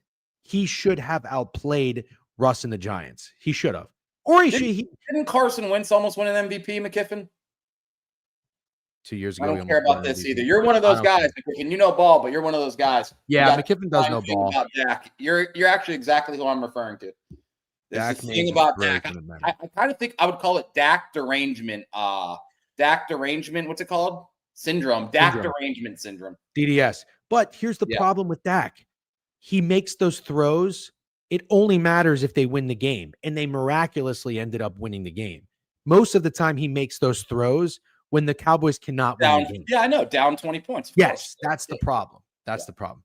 Had one good year, dude. Dak has had like 3 to 4. Yeah, but he's getting paid like he should have had like 6 or 7. Dak has had 3 to 4 years being the 12th best quarterback in the NFL. But it's way harder playing good versus Giants defense than the boys defense, but Dak still sucks. Yeah, come on. Let's not crown the Giants defense for being like all world. They do have a good pass rush, clearly. Okay. Let's keep moving. Let's go to the next game. That was which one did we just talk about? Patriots and Dolphins. Bills, Jets. You hit the under, right? Didn't you like the under? I like the under. I didn't take it. What's there to say about this? I have one thing to say. Alan Dims, are you listening? Paging Alan Dims. I just know. Alan Dims and all these CLV motherfuckers were walking around like Christian Bale in American Psycho. You ever seen American Psycho? Yes. And he just stops and he's just like, oh, he's like having sex with the girl in the mirror. Yeah. With their Jets +8 tickets. And they see the line move to 7. And they see the line move to 6.5. And they see the line move to 6. Early in the week, too. You know, anybody with a Jets ticket +8 was loving it. Loving it. Just fucking jerking off like when Dak cuts the lead to 14 in the fourth quarter. This is why I cannot be a CLV person. And I want to make this clear. Of course, I want the best line. Of course. I also want to say, as we go on, I bet the Jets. Okay, right. But did you at any point, this is the thing. At no point, this is why you and I are different from the CLV people. We want a better number. I have taken a favorite of 4.5 when they were 3.5 and they won by 4 and I've lost. I wish I had the 3.5. At no point during the week, Steak, did you look at your cart and say, oh yeah, I got the Jets at 7.5 and they're 6 now, or they're 5.5. No, usually when I get CLV, I say like, oh, that bet definitely lost. Yeah. Or how about this? I don't give a fuck what the number moves to until I see the outcome of the game. Because here's the problem. There were 2 guys that I was nervous about buying high on after last week: Justin Fields and Daniel Jones. You bought high with Justin Fields, and I was glazing the Jets. I was glad. I mean, I got their under 4.5 win total. This is great, but I was glazing Breece Hall. I said I'm ready to take him to fucking lead the league in rushing. I told you that was my overreaction. All I'm saying is this: I don't give a shit all week what the number is. The Bills went in there and they fucking curb stomped them. This is the New York Jets that I took an alt 4.5 under win total on, and I'll tell you exactly why. Do you know what Justin Fields' stat line was, Steak? Don't look. I already know, dude. I watched the game. I literally didn't. I don't think I saw him complete a pass with my eyes. 3 for 11, 27 yards. He had 5 carries for 49 yards. Pour one out for Breece Hall. 10 carries, 29 yards. Breezy, as Greg would say. Yeah. Yikes. That's really, really, really, really, really, really bad. Tyrod Taylor came in the game 7 for 11, 56 yards and a touchdown. I am telling you right now. Oh my God. No, I didn't see that. I actually missed that. Here's my concern as a Jets fader. If Tyrod Taylor plays, they're going over. They're going to win more games with Tyrod Taylor than they will Justin Fields. Very likely. Takeaways from this game, Steak. James Cook, by the way, 21 carries, 132 yards. Palmer did great. Well, he didn't do great. Sorry. No receiver really did that great. Leading receiver for the Bills was 47 yards. It was really a game on the ground. Allen had 148 passing yards. That's all that you needed. Titty Mitch had a 32-yard completion. Oh, we love that. And how about this? I only have one takeaway. Well, I have 2 takeaways. It's not as simple as what I tried to do because I watched the Bills play such horrible run defense against the Ravens. I thought to myself, okay, the Jets can have success on the ground. It's not that simple. But number 2, is James Cook the most underrated running back in the NFL? I love him. I feel like he gets no love. He doesn't. He does shit like this all the time. He's awesome. God, I love him. He's so fucking good. Yeah. That was my offensive player of the year last year. He's the reason I went to the fantasy football championship. I love James Cook. He's an absolute dog, and good for him getting fucking paid. That is a guy that is a tandem that you want if you're a Buffalo Bill right there forever. Josh Allen, James Cook. I think the Bills knew. They're like, nope, we don't want to have a fucking holdout or a contract dispute with this guy. He's super important to the offense. We don't have a wide receiver number 1, and we got to keep this guy. And everybody's like, watch out for people. And maybe I'm guilty of this too, but people are, watch out for Ray Davis. This might be a split backfield. It's like, dude, James Cook is fucking amazing. He's amazing. That 44-yard run was unbelievable. But I love James Cook. I would say he's one of my my top 10 favorite NFL players that aren't on your favorite team. He's there. If he did this, I don't recall that. I don't remember that either. I love Cook, can always get a good TD line because Josh likes to steal them. That's right. Good point. Yeah. All right, let's talk about the Seahawks and Steelers. I think I had a pretty decent mix of being right and being wrong. Seahawks +3. There was always a Seahawks +3. I would say, listen, I have no problem because I'm not very good. Well, actually, I take that back. If I usually have success in the NFL, it's early, and then I suck weeks like 3 through 8. Decent read so far that I have talked myself off of, which I am no longer doing. Mid-major Matt getting me off the Raiders, and you guys getting me off the Seahawks. But this will be the last time you hear me say this. Head down, tunnel vision. I'm going with it. There were reasons to like Seattle. There were reasons to like the Steelers. Couldn't quite figure it out. I did not get involved. We played the under. This was a game, I'm going to say, even though it lost, because we'll play it both ways. We won the Bengals bet, should not have won that bet. I think this is an under that probably should have come through. Even though you could say maybe it made sense. Maybe it was a little chalky. I don't think it matters. That special teams touchdown, even without it, the game squeaks over, but that fucking sucked. You saw Caleb Johnson didn't know the kickoff rules. Yeah. I'll tell you where I was really wrong. Sometimes I'm right on locating guys. Sometimes I'm really wrong on locating guys. I was way off on this Caleb Johnson guy. I thought he was going to be like my number 1 fantasy sleeper. A lot of people were. I'll tell you where I was wrong. As Sam Darnold got the ball to a few guys not named fucking Jackson Smith and Jigba. 7 catches for 90 yards. Cooper Kupp, after I said he was washed, and 300 yards. I did not think that Sam Darnold was throwing for 300 yards in this game and that Kenneth Walker was running for 100. But how funny is this stat line? Kenneth Walker, 13 carries, 105 yards, and a touchdown. Zach Charbonnet, 15 carries for 10 yards. Wow. That's crazy. That's crazy. That's really crazy. 2 bad interceptions, I guess, by Sam Darnold, but 2 touchdowns, 300 yards, and a win at Pittsburgh. I'm not zero hate for the Seahawks or Sam Darnold this week. I'll take my L here. Aaron Rodgers looked dog shit. Looked dog shit. He had 203 yards passing, and one was a 65-yard screen to Jalen Warren. He did fucking nothing. That was another guy we talked about all week. If you are fading the Steelers, or if you're betting on the Seahawks, it's not even so much that you're betting on Seattle. It is a prime position to fade Aaron Rodgers after a huge buy high spot. Or I'm sorry, a huge high on that emotional win revenge spot against the Jets. Yep. Aaron Rodgers is going to be struggling. It's going to be a long season. He got sacked 3 times, not the worst, but you know what Aaron Rodgers' signature move is? He is so good at throwing the ball on the ground. Yeah, he is. There is nothing better. Every time I see Rodgers now, every other play, he's like, it's like a screen or something developing and the play's not there and he just throws it to the feet of the running back or the tight end. So it's not intentional grounding, but the play's not there. So he just gets rid of it. To the chat saying Seahawks defense is good. Yes, they are. 100% agree. To be fair, I've always agreed with that, but I'm more impressed by what the offense did. I will want to point out our boy Kyle the Whaler when we did that NFL space and we were talking about the Steelers. He's a fan and he did tell us, he said this defense is overrated. It's full of names and they're not good. And through 2 weeks, what looks worse than this Steelers defense? Peyton Wilson was everywhere. I love this guy. 10 tackles, 1 sack. Ramsey played well. Didn't he have an interception? TJ Watt. Where is TJ Watt? He had 2 QB hits. He had 4 tackles. Yeah, I don't know. I mean, they do have names. Jack Sawyer, Chuck Clark, Patrick Queen, Cam Hayward, Alex Highsmith. Jalen Ramsey. Yeah. Wait. No, they traded Minka to the They look really bad. They convinced us all that the Jets were in for a big year.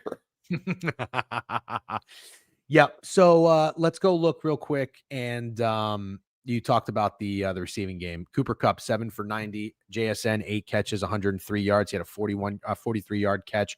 Torrey Horton, never heard of this guy in my life. Elijah Arroyo got involved. AJ Barner got involved. That was another guy too. I saw Javon point out. Kudos to him. He had a touchdown. And Kenneth Walker ran really, really hard. I don't even think that the Seahawks offensive line necessarily looked good, but they didn't look bad. Does that make sense? That makes perfect sense. They had a running back, right? 8 yards per carry, and they gave Darnold enough time to throw for 300 yards. Well, you could say, oh, the Seahawks defense or the Seahawks line looked good. I don't think they looked good. Like, I still thought Darnold was kind of under pressure. He was 22 of 33. He only took 2 sacks though. I think that's the best scenario you can ask for as a Seahawks fan all around, with the exception of Darnold throwing those interceptions. I think if you've got 100 yards out of K9, 100 out of JSN, 90 out of Kupp, 300 from Darnold on the road in Pittsburgh. I mean, we said it, bro. Sam Darnold and the Seahawks going to Pittsburgh seemed like a bad spot. I think you got to feel like winners of the week if you're the Seahawks, man. Yep. Absolutely. All right. Browns, Ravens. Wanted to love the Browns here. I really did. But the one thing I had to keep telling myself, even though the Ravens lost that game, they were still good enough to be up on the road in Buffalo in prime time, 40-25. And for that reason, that was a team that I was not willing to fade. I didn't get involved with this game at all. 41-17. Slow start, 10-3 at halftime. I was watching this game with Greg. Shout out Greg. We were at the bar for the 1 o'clock games. We had a good time. I think he bet Flacco's passing yards or something like that. I bet it with Joey Dumps too. He didn't get there, did he? No, he had 199. Well, I don't know if he had like a low line or something because he's Joe Flacco. But my concern was this. From watching that disgusting Bengals-Browns game, I know Flacco's box score looked good in that game, but I just didn't see him do anything that impressive. He was making very easy throws. They were very methodical drives. I wasn't overly impressed. The Ravens defense, despite blowing that game and letting Josh Allen carve them up in the fourth quarter, I still think is too good to go to war against them with a guy like Joe Flacco. That's what concerned me. Judkins did get 10 carries, 61 yards, which is massive.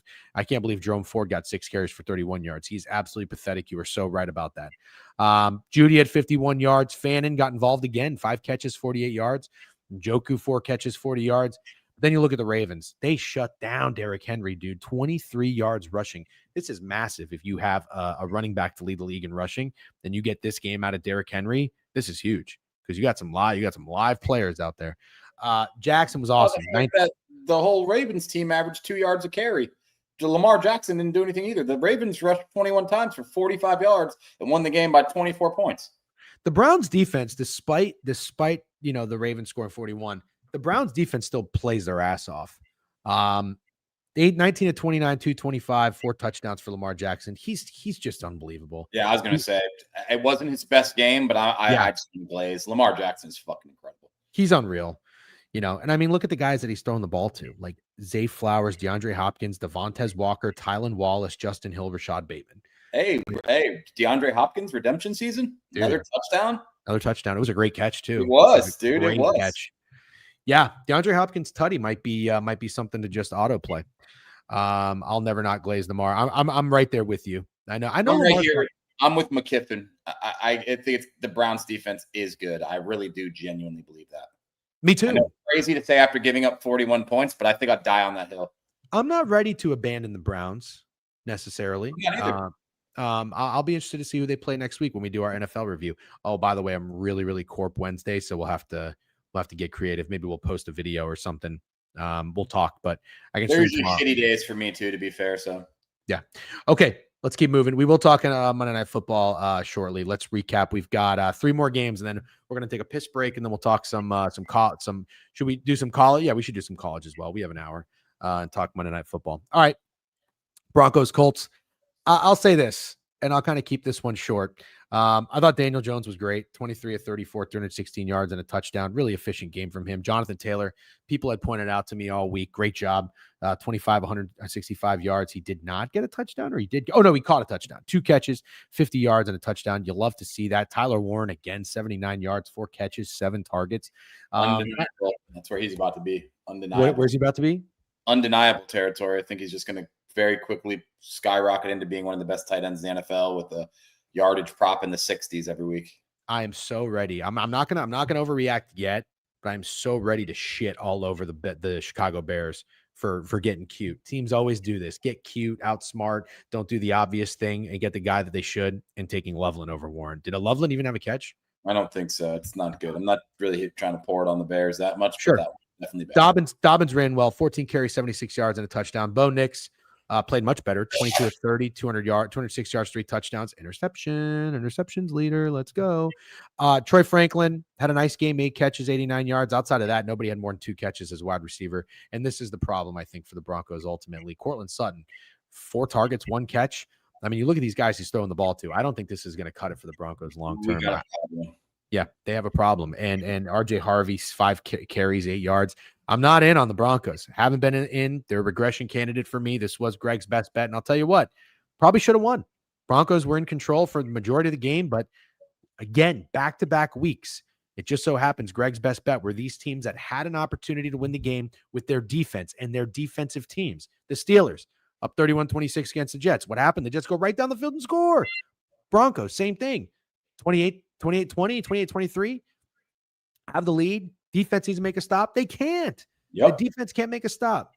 I'll say this, the only thing I'm going to say, and then I'll hand it off to you. I think they got absolutely fucked, though. I hate this stupid fucking leverage call that. I know. I hate it. Happened to the Bucs on Monday Night Football. I felt like such an asshole in the group chat because I thought they lost. Obviously, I had a few drinks at this point. I probably just walked into my house for the end of this game. I saw the kick miss. I didn't see the flag. I was like, what are we talking about? And then I fucking Yeah. What are your takeaways, Broncos, Colts? Jonathan Taylor's fucking awesome. Yeah, he's awesome. He's a fucking workhorse. He's amazing. Daniel Jones looks fucking really good. And the Colts deserve all the glaze, I think. Even if it took a flag on a penalty, I think I would have been impressed with the Colts if they lost this game 28-26, to be completely honest with you. Yeah.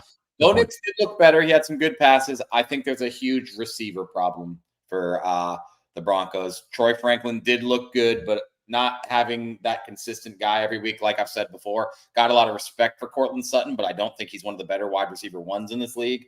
And then after that, it's just a bunch of randoms. You got nobody had more than 3 targets after Troy Franklin. You got guys like Tyler Batty and Pat Bryant and Adam Troutman and Trent Sherfield, and I just don't know what you do here if you're the Broncos, but I don't love this offense at all. I'm trying to decide if the Colts are for real or not, and I'll make one comparison. I almost forgot about this. I was saying it all last night. The Colts have gone 2 games without punting. Do you remember the team last year that didn't punt? No. Washington Commanders. Oh, gosh. Pretty sure they didn't punt. It wasn't the first 2 games of the season.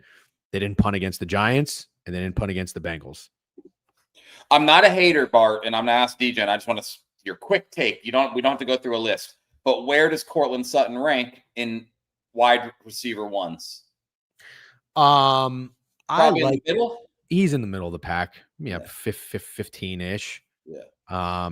Because I mean, you've got 5 or 6 elite guys. Jamar, Jet.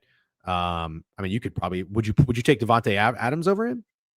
It's a good question. Right now, I would say no, but I think some people will disagree with me. Would you take Garrett Wilson over him? Yes. You take Neighbors over him? Malik Neighbors? Well, but you get what I'm saying is like I'm looking at bad teams and giving you their wide receiver ones. So the point is there's even wide receiver ones on bad teams you'd take over Courtland Sutton. So like absolutely. And I'm not a Courtland Sutton hater. I'm just saying when your other options are Franklin, Mims, and whoever the fuck, he's not like it's just not a great receiver room. That's all I'm saying. You get my point though. I know it's an obvious answer, Austin, but that's my point. Yeah. At first I thought you were asking a really stupid question, but then I got you were making a point, so I'll forgive it. Yeah. I guess maybe the only team that you wouldn't take a wide receiver 1 on over him is the Cleveland Browns. Yeah. I would do insanely disgusting things to take Malik Neighbors over Courtland Sutton. You probably wouldn't take Michael Pittman over him, would you? Or maybe you would. I would not. No, I would not. Yeah, I'd say middle of the pack, but they're wide receiver 2, 3, and 4 all problems. Big time. All right, I got a really good one, and then we'll move on. Would you take Terry McLaurin or Courtland Sutton? I would. I'd probably take Terry. So would I. I'd probably take Terry. Yeah, I think Sutton has always been overrated. Yeah, I feel like people like Sutton because he's not a diva. He seems like a good dude. He's big. I like Sutton. He's reliable as fuck. He's reliable as fuck. Yeah. That's a good one there, Chad. Damn, Marvin Harrison Jr. T. Higgins over Sutton. I would take T. Higgins over Sutton. Yep. Yeah. T. Higgins does some things that really piss me off, but I probably would too. Fair. All right.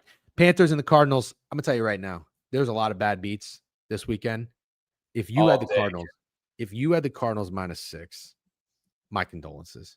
My straight up fucking condolences. You had no business losing this bet. No fucking business. Steak. For whatever reason, I was watching this game and I just got home. I poured myself one more cocktail. My wife ordered Italian food, kind of winding down. I'm really mainly watching the Eagles, Chiefs, which we'll talk about next. And I kept going back and I was tuning into this game and I'm like, there's just no way this is happening. I kept talking to Greg at the bar and I was like, man, I want to bet on the fucking Cardinals defense. I don't know how to do it. I almost took the Panthers team total under. They had 3 points in the first half. They had 6 in the third quarter. I would have been losing my fucking mind if this is how I lost.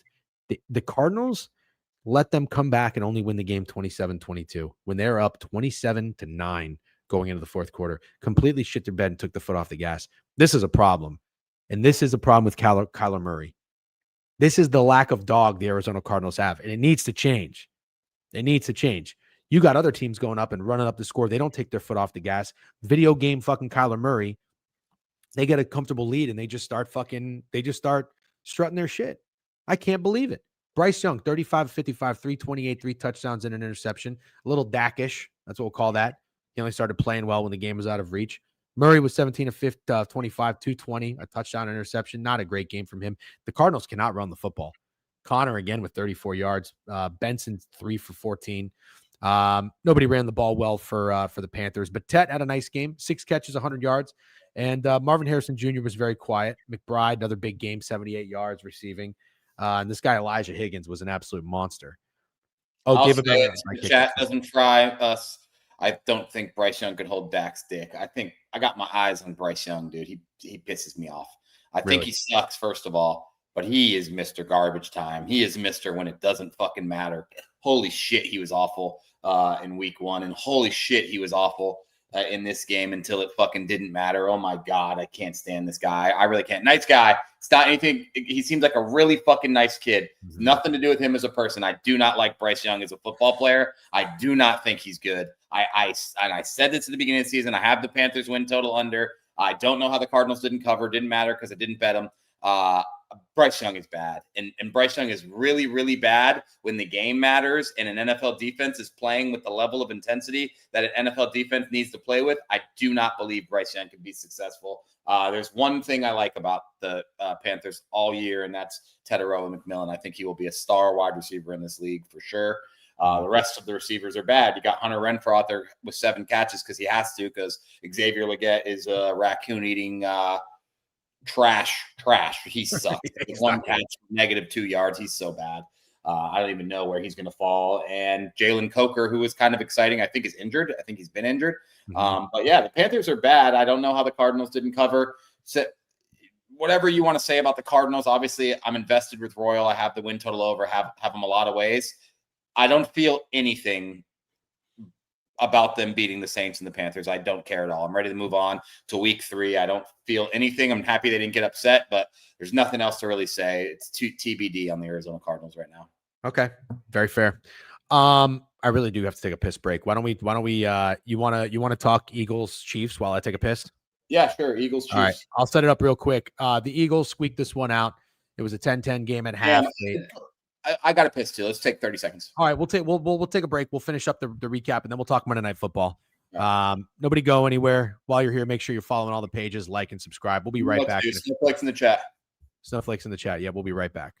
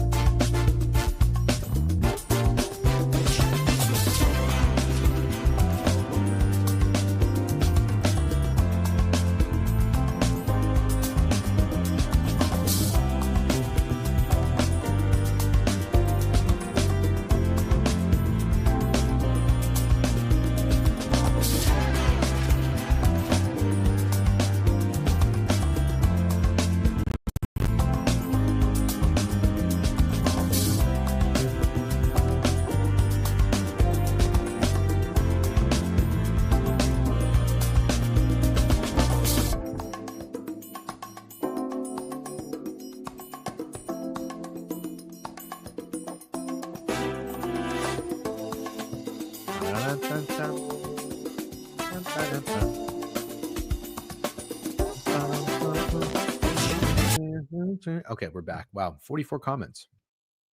What everybody was chatting about. Wonder what everybody was chatting about. Very chatty today. Okay. Eagles Chiefs. Grinder of a game. Eagles pull it out 20-17. I actually thought going into this game, I mean, I like the Eagles, but I thought the Eagles were going to beat them up pretty good. They didn't. Kudos to the Chiefs defense. It was always the Steve Spagnuolo, bounce back game from the Super Bowl. Jalen Hurts, 15-22, 101 yards passing. Not a good day for him. Saquon didn't even really do much. 22-88. It's a good looking game, but from what I watched, he wasn't very effective. Then he started leaning on him and wearing him down late. Devontae did have a couple of big catches. A.J. Brown did not bounce back. 8 targets, though. 5 catches, 27 yards. Really nothing got going. Kelsey, 4 catches, 61 yards, got 6 targets. Outside of that, I mean, I just don't know who fucking Patrick Mahomes is throwing to. 16 to 29, 187, 1 touchdown, 1 interception. He did have 7 carries for 66 yards and a touchdown. Pacheco, 10 carries, 22 yards. You might be right about him. This guy stinks. Well, they have interesting next 6 games. The Chiefs. They play the Giants on Sunday Night Football next week, which is hilarious. But then they play the Ravens. Then they play the Jaguars at Jacksonville. I'm going to go to that game, by the way. It's Monday Night Football. Then they play at home against the Lions. So they get the Ravens and the Lions in the next couple weeks. They also have the Commanders. So I don't know, man. I don't know. Is it time to start setting off alarm bells about this Chiefs team? They look really bad to me. I'm ready for it. Yeah. Yeah. Yeah. I'm on that. I'm on that side. I can't shit on Dak for throwing for 188 against this defense in Philadelphia and then not mention that Pat Mahomes has fucking. He looked good he looked good scrambling, but God, he had 187 and a fucking 72 passer rating. And I know what you said, he's throwing to nobody. And did you see the Kelsey end zone thing? I don't know if you call it a drop or whatever you call that interception. Oh, that turn. Yeah, that was weird. It seemed like Travis Kelsey's fault for sure, but I don't know what you say about the Kansas City Chiefs, right? And I know that it's also the Eagles. This is how the Eagles want to win games. It was a drop. Cool, that's a drop. Then I'm happy to call it that. I thought you guys were going to fucking flame me if I tried blaming it on Travis Kelsey. Well, the Eagles will take this win every fucking day of the week. They'll win games like this every day of the week. There's not really anything to be super impressed about with the Philadelphia Eagles. We know their defense is good. Their best offensive player was Saquon, who had 88 yards on 4 yards of carry. Mm-hmm. But they are 2-0, and they're winning games the way the Eagles win games. And as far as I'm concerned, they'll probably keep winning games. They'll probably win like 14 of them this year. Yeah, I mean, look, I know the Eagles defense did not look great in that first half of the Cowboys game, but I thought they played so much better in the second half. And I mean, they were just everywhere on guys. They were not making life easy for Dak in that second half. I don't think they made life easy for the Chiefs on the road. I think the Eagles defense coverage-wise is a little bit better than everybody's talking about personally. Cooper DeJean, 8 tackles, leading tackler for the Philadelphia Eagles. I mean, this guy just fell to them in the draft. Crazy. He's a fucking freak. Also, they got Jahad Campbell. Remember that guy? Wasn't he the linebacker for Alabama? That was awesome. I mean, the Eagles, I like, you can hate the Eagles all you want. I just love how they just don't overthink it. You know, you want to guess what they are to make the playoffs? The Eagles? Yeah. Minus. No, Chiefs. No, Eagles. Oh, yeah. I just asked you. Minus 650. Sorry. Minus 650 to make it? The Eagles are. Now I want you to guess the Chiefs. The Eagles are minus 650 to make the playoffs. Yeah, they have the 4th best odds behind Packers, Ravens, and Bills. They should be minus 3,000. Yeah, I would think so as well. Guess Chiefs. That's crazy. Well, if the Eagles are minus 650, then the Chiefs should be. Actually, they're in a pretty tough division. Ooh, they're 0-2. They're still going to be minus, but it's like minus 150? Minus 205. Minus 205? I find that kind of interesting. You think that's low or high? Kind of high. Well, yeah, if it's any other team, but we're talking about Andy Reid and Patrick Mahomes here. Yeah, that's true. Good point. You're right. You're actually right. And for what it's worth, they did just play 2 probably of their most difficult. Well, no, the Chargers aren't the most difficult opponent on the schedule, but yeah. Look, I'm ready for the Chiefs dynasty to be over. I'm so sick of fucking Patrick Mahomes. What does he do? He's like this thing, you know? Okay. Yeah. I can't fucking stand him. We got Travis Kelsey coming in with a suit with shorts on and wearing a free Rashee Rice shirt. Did you see that in warmups? I don't know if I got centelled, but what are we talking about? Is that real? Did you see that? I think you got centelled. Oh, did I really? That would be an insane thing to wear. That man got into a wreck and fled the scene of an accident where people were injured. Hold on, I think I bookmarked it. If that was real, I'm all the way out.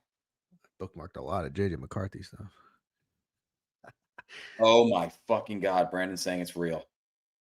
Yeah. Oh my God. Yeah. Oh my God. Yeah. I almost want to make a tweet about it, but I was too many drinks deep. Oh my. I didn't know what to say because I legitimately did not think it was real. In what world are we living? Are they joking, bro? Are they joking? Wait, you're telling me more players? Did I lose you? No. Do you see me? You're lagging. D-Gen's gone. I'm frozen? Oh, you were frozen. Yeah, but now you're not. Maybe it could be my Wi-Fi, though. Keep that in mind. I think it's your Wi-Fi. NY 2020, 2120. Oh, my God. I cannot believe I thought I had it bookmarked. I guess I don't. Maybe it's on my likes. Hold on. Yeah, let me show people. I mean, this is crazy. Nah. But was anyone wearing free Jalen Carter shirts? As if so, I didn't see it. I didn't see it. Guys, you're missing the point. You're missing the point. Don't miss the point. Yeah, what are we doing? What he's a fucking scumbag too. Carter shirts. We're not talking about Jalen Carter. Yeah, why are we? The point is, everyone has to stay on topic here. They were wearing free 4 shirts for a guy who got into a wreck, injured people, and fled the scene of an accident. Has nothing to do with Jalen Carter. You could be right about Jalen Carter, and it could still be completely irrelevant. I can't find it. The whole chat said it was real. There's no way. Yeah, free Ray Rice. Exactly. What the fuck are we doing? Hey, Pip Talk. I don't think I have a fucking who D-Gen or me, Kev. He kept DM'd you. Kept DM'd you. But let's keep tempo and pace moving. This game is ugly. Oh yeah. Oh, more guys wore it. More players wore it. The whole team wore it. I think they're fucking idiots. That's embarrassingly. They're fucking idiots. That is. And before you comment on this, make sure you go watch the video of what happened. It's really, really bad. You could make dork-ass Juju Smith-Schuster do anything. Really fucking bad. Is that who that is? Juju Smith? You showed me. I think so, yeah. Fucking loser this guy is. Yeah, dude, I'm out on the Chiefs. I'm fucking out on the Chiefs. Okay. Hold on, I got a random thing. Oh, I keep getting random fucking DMs from bots and shit. Yeah, it could be Thornton. Good point. Okay. Who cares? That's probably one of the worst non-game time. It's a bad take. But somebody's going to have that take. I'm assuming there's maybe some favoritism towards the Chiefs. Think they supporting their teammate, bro. So your teammate could be a humongous scumbag piece of shit, but you should support him. So this is what I hate. The tribalism bullshit. I don't give a fuck if it's a teammate, if it's a family member. It could be my fucking wife that did some shit like that, and I would tell you she's a fucking moron. Yeah. Charlie Kirk's shooter's father turned him in. Oh man, one cap. That's a terrible take. Who cares? They're supporting their teammate. We as a society and human beings got to pull our head out of our ass in the sports cloud. You can't overlook normal life, real life activities or acts. Provide us with another example. This is what we're doing. We're downplaying it because other people do this in sports all the time. When do they do it? When has any team made a stand to support someone who did something criminally? Honestly, even if they did, it wouldn't matter. It doesn't make it okay. This is great. This guy must be a Chiefs fan. He's got to be. It's absolutely hilarious. Yeah, bro. That is one of the worst things I've ever seen a franchise do. Openly try to support a guy who committed a crime. Oh my God, these are great comparisons. Listen, if you're downplaying this or saying other teams do this, you got to take your L, bro. No, I just asked for an example. I don't know one example where other teams have supported their teammate being a criminal. I know Chiefs fans are like not like insane, but like they're a really passionate group. I get that because I've criticized Patrick Mahomes before and I got a wrath, but this is another level. Casper saying he's a Jags fan, just so we can have all the facts. Says he's a Jags fan. All right. Well, listen, this actually nobody says they're a Jags fan if they're not. You know what? We do this too much. I want to make sure I don't abuse it when we say like respectfully and then disagree with someone. I'm not going to say respectfully. I think downplaying and comparing this to other things, whatever Casper is doing, is fucking dumb. It is very stupid. Free 4. Get the fuck out of here. He's not in prison. He's probably home in his fucking mansion with his millions of dollars. Jail for committing a crime, I don't think, right? Did he go to jail? Did he spend any jail time? Or is he free as a fucking bird? I don't think so. That is it. That what this motherfucker did is a nightmare when you're driving on the highway. Nightmare. Okay. He has 30 days in jail. He's got to serve. He served 30 days. He hasn't done it yet. Cool. You have dumb takes all the time, DGen. LOL. No hate. Yeah. You got to say, we do have dumb takes all the time. You just had a dumb take there, but we'll take that L. We have dumb takes. Sure. Dumb take of like a guy, maybe not being good at a sport or being a scumbag human being. Maybe a little bit different, but if that's how you want to play it, these comparisons are off the chart, Casper. You are on fucking fire today. All right. Should we talk Monday Night Football or should we recap college? Do you want to ask the chat? Old man mad about fast driving. I actually hate fast driving, and I hate reckless driving. I fucking hate loud cars. I know you do. Don't try to give this guy a Hellcat. Do not try to. Not even like just a car that's loud. Like I mean a person who goes out of their way to make their car obnoxiously loud. Yeah. Oh my god, dude. When people drive before I had a kid, I'll admit I was that guy, but I'm not anymore. Well, me too. When I was a teenager, I like took the muffler off my car and it was loud. But now, as an adult, oh man, I hate loud cars. I mean, I hate my younger self for doing it. You know, that loud cars. I can understand now. Like my neighbors didn't like me that much, and I'm thinking like, oh, it makes sense. Yeah. No, I definitely did some shit that I would own up to of being. I was flirty. I was a me guy. I don't believe that I am anymore. Yeah, now you've come around, and I have too. We've all done some dumb shit. Okay, you want to talk Monday Night Football? Or should we recap college? Do you want to ask the chat? Yeah. Chat, what do you want to do? Twitch, you get to vote. Poll. Football. How about 1st to 10 in the chat? Yeah, it's Monday Night Football. Talk Monday Night Football. Is it? All okay. chat Monday Night Football. All right. I'm fired up to talk about this game. Good. And guess what? If the Bucs lose, you can talk about it tomorrow for 30 minutes. Okay. I promise you that I won't want to do that. Okay. Fair enough. We got 2 games tonight. How do you feel about a Monday Night Football doubleheader? I don't know that I love it. I'll say it, man. I'll say it. And just so you don't have to be the guy always saying the old man stuff, I'm not super excited about a 10 p.m. kickoff. I'm just not excited. But I do like a 7 p.m.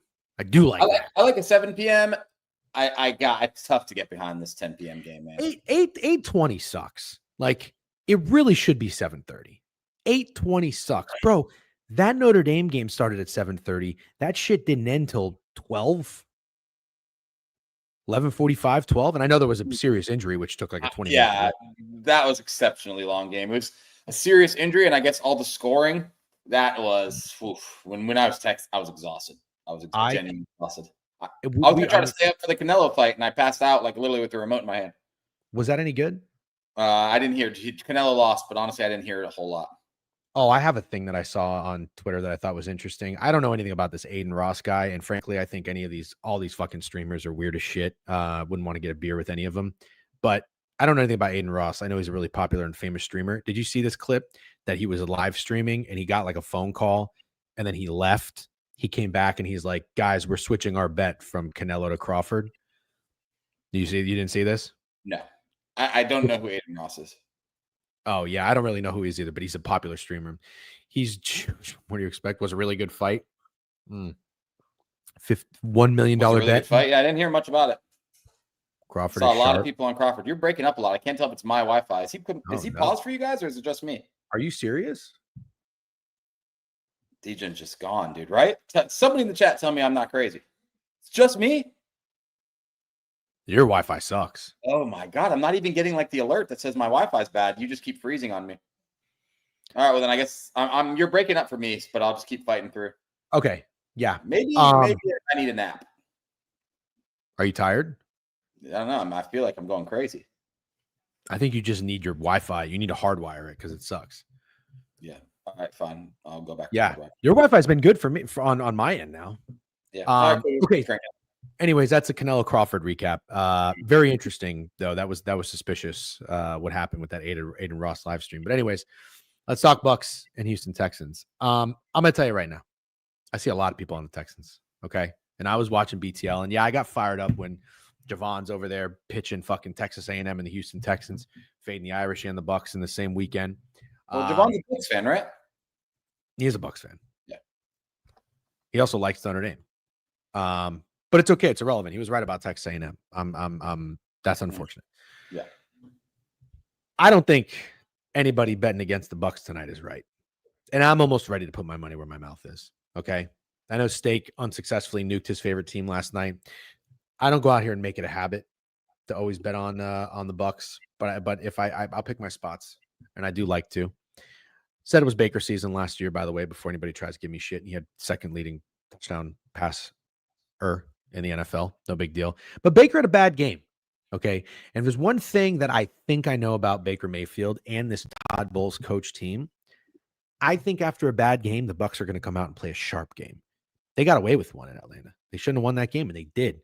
But fuck the Falcons. They didn't deserve to win it either necessarily.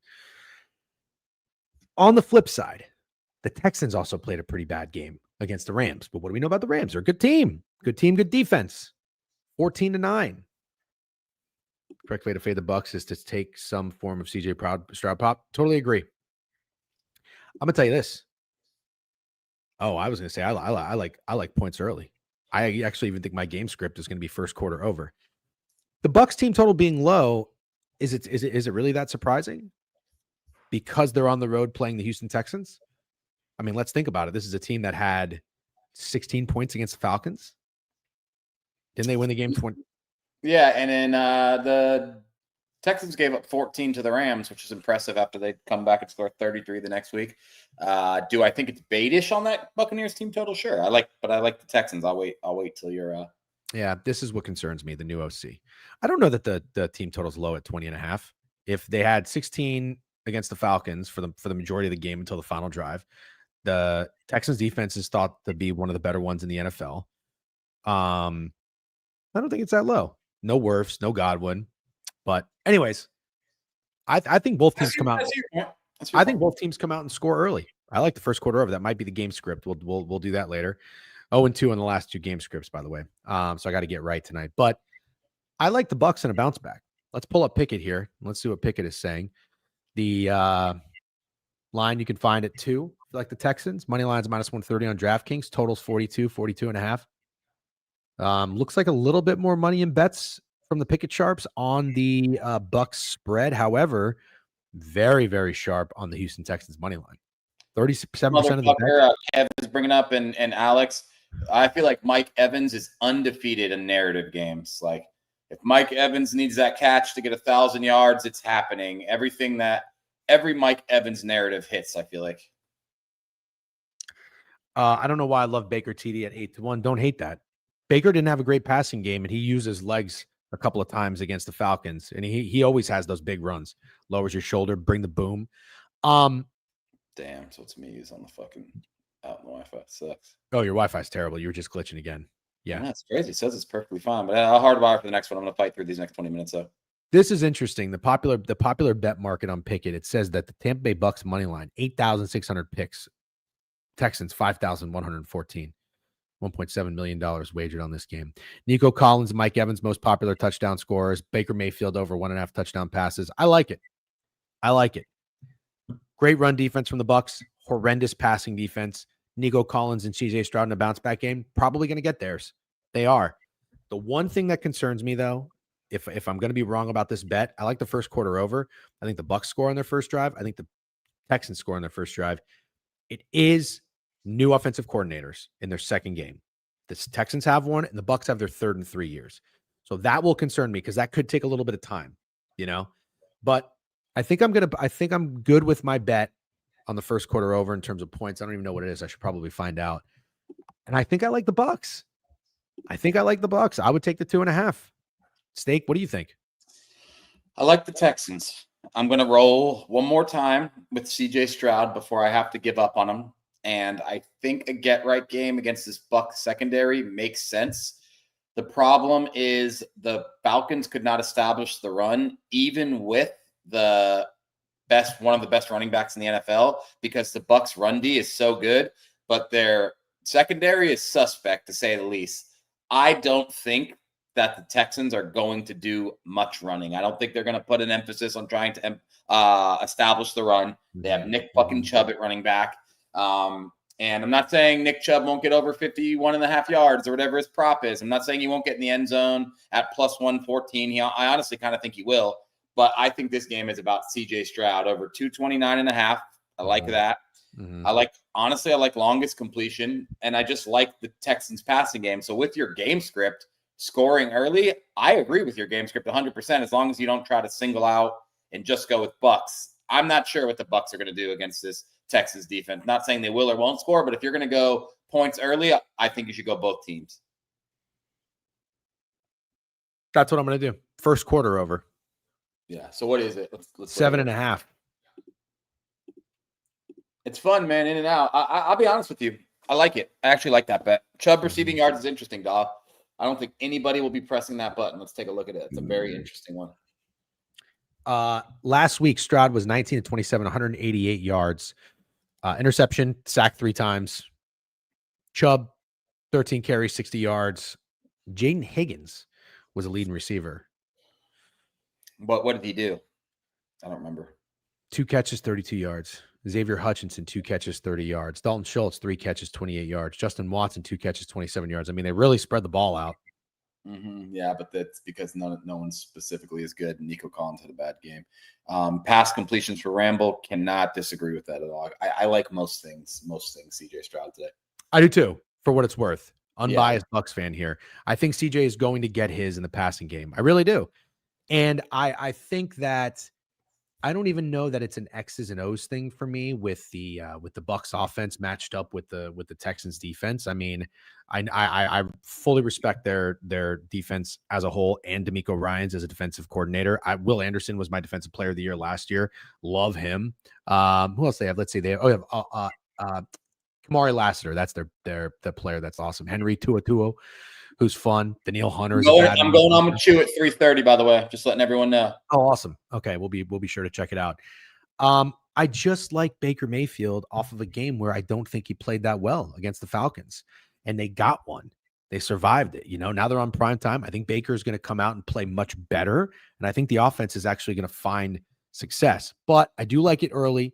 That's why I'm going to play that first quarter over. For the game, I don't really know.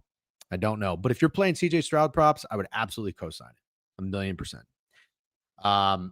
That's my favorite thing so far. I will wait and see on a side. I do lean Houston. I'll say that. I actually starting everything you're saying. I like. I'm leaning the over on the game, but I'm gonna simmer. I would go over on the game, and then I like the under on the Chargers Raiders.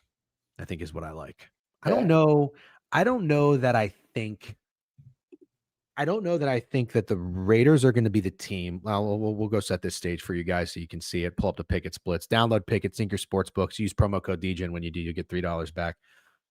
The 3.5 point spread. Totals 46-47. A lot of money on the Chargers money line. More money in bets on the Chargers spread. A lot of people like this over. I don't, and I'm not even trying to be contrarian here. My thought is this. I like the Raiders to go in last week and take one from the Patriots. They did. I have a hard time seeing them following that up, even though they only scored 20 points. Geno still had 340 yards passing. I got a hard time seeing them following that up with a John Harbaugh team, a team like the Chargers, who just came off a win against the Chiefs. Granted, they were playing international, so maybe a little jet lag. I don't know. They played on Thursday. Now this is a Monday, so they had 15 days in between. Or no, not 15 days. Whatever the math is on that. But I think this is going to be a game where we're not going to see as many fireworks. And I think, Steak, we're going to see Genty have some bursts, have some runs, some success. He's going to have, I would say, 3 to 4 carries of 10 or more yards. Okay, well, let's look up longest rush. 14.5 is minus 112 to the over. I like his longest rush. I think this is a game where you come home, you show off your shiny new toy. I don't think they're going to go big plays in the passing game. I still like Geno to have the dink and dunk, be accurate with Jacoby. I love Jacoby receptions all season. I like Geno's completions all season, but I'm not going to be big on Genty much on his rushing yards. But this is a game where I think I like him. Because don't you think, if anything, too, this is a game where you could buy low on Ashton Genty off a bad showing against the Patriots? What do you have, 30 yards? And a Chargers defense that helped Pacheco to 25 yards? I think this is where you're going to get some pop. The Las Vegas is going to be rocking. I think you're going to get Genty to bust a couple big ones. I think you're absolutely cooking, if I'm being completely honest. Geno plays better in a dome. Yes, he does. Yep. I think you're fucking cooking. I don't say that often. I'm not a glazer. I think you absolutely cooked. I 100% agree with you on the under. like the under too, and I agree with you about Genty, man.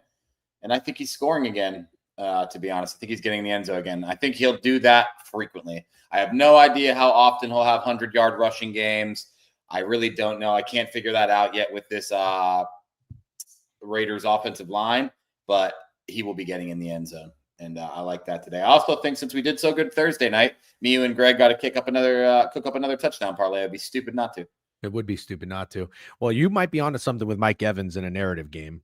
Oh, I feel like he's just going in. He's going in the end zone. He has to go on the parlay, of course. Yeah, Mike Evans. You lose your parlay because Mike Evans doesn't score, whatever. You move on with your life. Nobody's really talking about Bucky, are they? Nobody's talking about Bucky. Ooh, I wouldn't say that. Well, he didn't do much last game. He had 14 carries, 37 yards, 4 catches, 8 yards. He did get a touchdown, though. I was thinking Mike Evans, Ashton. Well, why would I name all the? Wait, is Mike Evans your guy? No, I just said it was your guy. You said narrative game. Then don't you don't have to worry about what I was saying. But I think we should just pick one guy from each team. Okay. Well, yeah, there you go. Thank you, Dawes.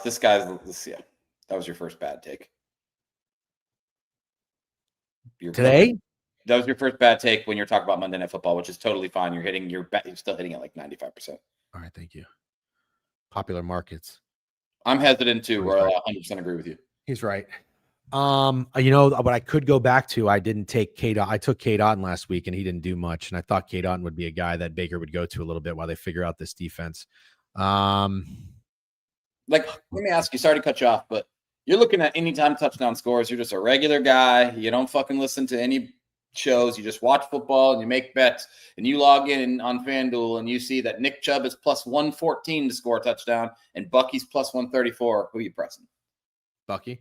Yeah, 100%. Okay. I kind of think Nick Chubb gets in tonight. Little 2-yard touchdown. I kind of think that's fine. Okay. Fine.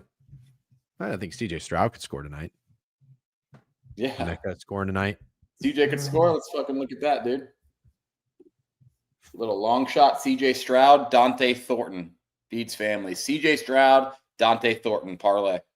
No. It has to be done now that I said it. Imagine if it hits, I'd never forgive myself. Not on your book, not on my book. Yeah, not on your book. I don't care. I don't care what you're doing.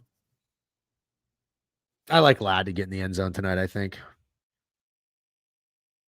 That's what I like. Ladd touchdown. Okay. Quentin Johnson had the big game week 1. Ladd's gonna have the big game tonight. I like Genty longest rush. That's probably going to be my game script too. I think I like him to have rushing yards early. I don't know that I like him to score though. Yeah, maybe I do. Brock Bowers is 2-1. Is he playing? He's hurt, isn't he? Yeah, he's playing. He has a touchdown odd plus 145. I don't like that. Ladd, Nico, and Evans. Yeah, I don't hate that at all. What do you think, Steak? I think I like Ladd way more. Sorry, I had a corp text. I apologize. All right, we'll see who Greg is. Ladd's my guy. Evans is your guy. We'll see what Greg says. And he picked Tucker Kraft. We got to go with it, whatever he says. I wouldn't mind if he picked another tight end. Would not mind that at all. Will Disley? He might be a Disley guy, little bitch. Yeah, there's gonna be juice on the tight ends, that's for sure. Okay, favorite bets tonight. I like first quarter over. That'll be the game script later. I'll put a video together later. I won't be recording from a cafe today. I'm a little corp. I'll probably put it out about 2:30, 3 o'clock. I'm with you on CJ Stroud props. I like the Bucks and I like the over in the game. What about you? I like CJ Stroud passing yards over, Nick Chubb touchdown, Ashton Genty touchdown and longest rush. Okay. Yep. Ashton Genty longest rush will probably be the game script for that game. Maybe something early. Get the run game going early. Nice big pop. Place is buzzing. I like the under in the game. I'd like to tell you that the Raiders cover, but I don't know. I got a weird feeling. I'm not prepared to give my picks on sides yet. I need to recoup my brain after the Minnesota Vikings and just actually do some real research. Okay. quick ranked matchups recap for college football. Texas A&M wins 41-40 against Notre Dame. Marcel Reed is not very good. 17 of 37. He did have 360 yards and 2 touchdowns. I'll give him his due, but I'll tell you what, that Notre Dame defense is a fucking problem. KJ Concepcion, bad motherfucker. Although this other guy, Craver, 7 catches, 207 yards, insane. Jeremiah Love took a while to get going. Yeah, Concepcion's a problem. ODU beats VT's ass. Yeah, really sorry, Craps, earmuffs, but God damn. Crazy. Virginia Tech is awful. Yeah. Fire Morgan Freeman. Ohio State against Ohio. I played Ohio State in the first half. That was a terrible wager. 13-3. They won that. Ohio might be good. RIP Snowman, dude. Snowman had over 9.5 Ohio team total, and they ended with 9. Brutal. Penn State and Villanova, they were struggling with them for a little bit. Villanova covers backdoor, hilarious. LSU pulls it out. I did not think LSU played that well. No. The Gators defense played honestly amazing football. You wouldn't notice that because DJ Lagway threw 5 interceptions. But when you hold LSU to 20 points, when your quarterback throws 5 interceptions and your coach is mentally handicapped, it's actually pretty amazing, but doesn't fucking matter because we're dog shit and Billy Napier needs to go somewhere. Yeah. I love this Caden Durham guy, the running back for LSU, even though I know LSU can't really run the ball. He had 15 carries, 93 yards. Nussmeier did not look that good. Was not impressed with LSU. I saw Brian Kelly getting grilled in the press conference, even though they won the game. I kind of still think he should have. He didn't like that. No, but you know what? Fuck him. Like, he's such a little baby. He's like, you guys are spoiled. We won the game. What do you want from me? It's like, bro, you won the game because DJ Lagway threw 5 interceptions. Yeah, but I think I'm with Brian Kelly. You are? Yeah, I think so. I thought that there's questions to be answered about their offense on third down was terrible and the running game. Yeah. Oregon and Northwestern, we live sweat that. Thank you everybody who hung out. That was fun. We willed Northwestern to a backdoor victory. I thought Dante Moore played okay, but Oregon did not impress me on defense. Even though Northwestern didn't score till the fourth quarter, they were moving the ball. Preston Stone is one of the worst quarterbacks in college football, if not the worst quarterback in college football. Stake your Miami Hurricanes right now. Listen, sometimes we're wrong, but as of right now, I'm going to crown you 3 weeks in. God damn, does Miami look fucking good. 49-12. How about the R betting? 2-0 on R betting. I know Alan Dims hates that. USF keeps it close, or Miami whoops that ass. Got it on the last drive. 23-28. Carson Beck, 343 touchdowns. Very, very impressive. Georgia, 44-41 against Tennessee. Ouch.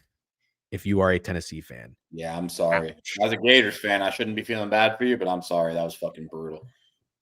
That honestly, Notre Dame season is practically over. I feel worse for Tennessee fans.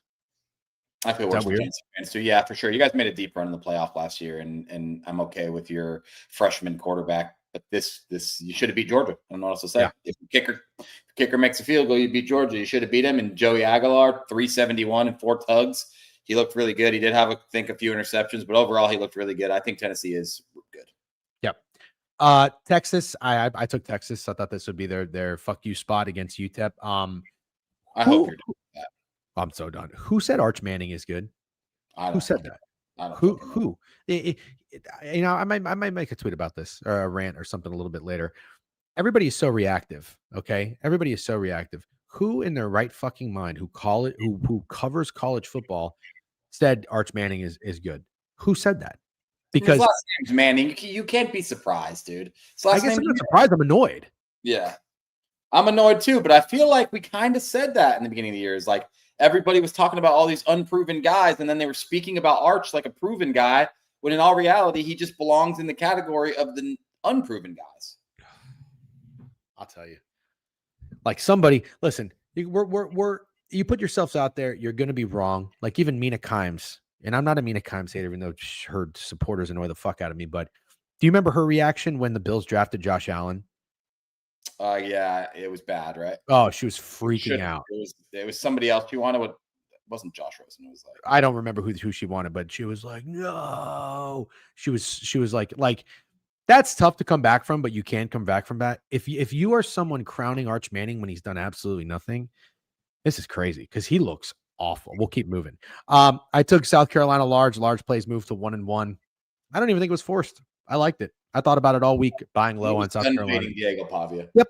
Simple as that. Done fading Diego Pavia. This guy's a fucking dog. I was watching. We should have been out. We should have been out when we saw that Diego Pavia agreed to let Theo Vaughn go on a date with his mom if he beat South Carolina. Did you see that? Yeah. Yeah. And I saw a clip on TikTok when I was looking for stuff for my hype video. He was on a podcast saying with the Bussin' with the Boys, they were talking in the offseason. He said he had this game circled. Yeah. So we just have to listen Bulletin to board material. Diego Pavia, and I can't say just hands up. He's a guy I'm wrong about. I was wrong. He was on podcasts all fucking summer, and he's still an absolute baller. Yeah, and you can't even use the excuse of Lenore Sellis getting hurt. He was 6 of 7, 90 yards and a touchdown, but it wouldn't have mattered. The Vanderbilt was winning this game. Are we done pretending Clemson is good? Well, I was already done pretending Clemson was being good, but sucks these games have to go back to back. But I'll put my hand up again. I'm wrong about James King and Georgia Tech. I'm wrong. He's a great college quarterback. I still don't know. He had some good throws actually, so I can't even really hate on that. You can be a successful quarterback even. I have to remember like Cam Newton, Tim Tebow. Bro, Haynes King plays like Tim Tebow. Listen. Yeah. I like what Georgia Tech is putting together over there. I really do. And I thought they played their ass off. And Clemson kept showing signs of coming back and taking the game and having momentum. And Georgia Tech kept responding. They really did. They kept responding. They didn't go down. They didn't shrivel. I was really, really impressed. Oh, boy. Syracuse money line. Say I won't. Gambling sucks. Gambling sucks for this one reason is I bet Clemson, and the end of that game was so awesome. Georgia Tech was so awesome. That field goal was so awesome. And I'm watching the interview with the coach, and he's glazing the quarterback, and it just looks like this cool fucking moment. But I'm just sitting there like, oh, yeah, I fucking lost that fucking bet. And it was a very cool moment. It was an awesome win. I have nothing but good things to say about that win. Yeah. Oklahoma, it was never the sleepy spot for Oklahoma. Sandwich spot there. A couple of sandwich spots came through and a couple didn't. Oklahoma was one of them. Beat the absolute piss. I didn't get there because I decided I'm not going to fade John Mateer. This guy looked like the real fucking deal to me. He was 20-34, 282 with the touchdown. Not his best game. But they win 42-3. By far, the bet that I lost that stings the most to me is you kept saying it. You're like, oh, Dejan wants to fade Iowa State. He's had a good read on Iowa State. I wanted Arkansas State the entire week, plus 21. I wanted them the entire fucking week. This was the fourth game for Iowa State after going to Ireland, coming back, not taking the game off against South Dakota, playing Iowa, fourth stretch before their bye week. Kind of like them to limp a little bit. Instead, I played Arkansas State team total over 16.5, and this fucking team ends with 16. Brutal.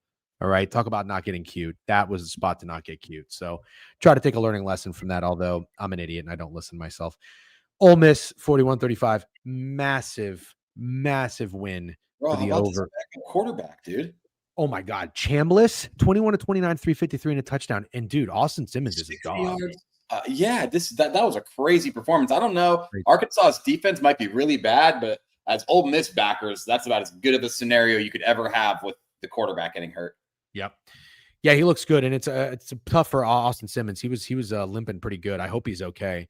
But man, I like both these guys, and I like the way Ole Miss is playing. That's 400 yards in his first game coming in because the starter got hurt. Is in the SEC.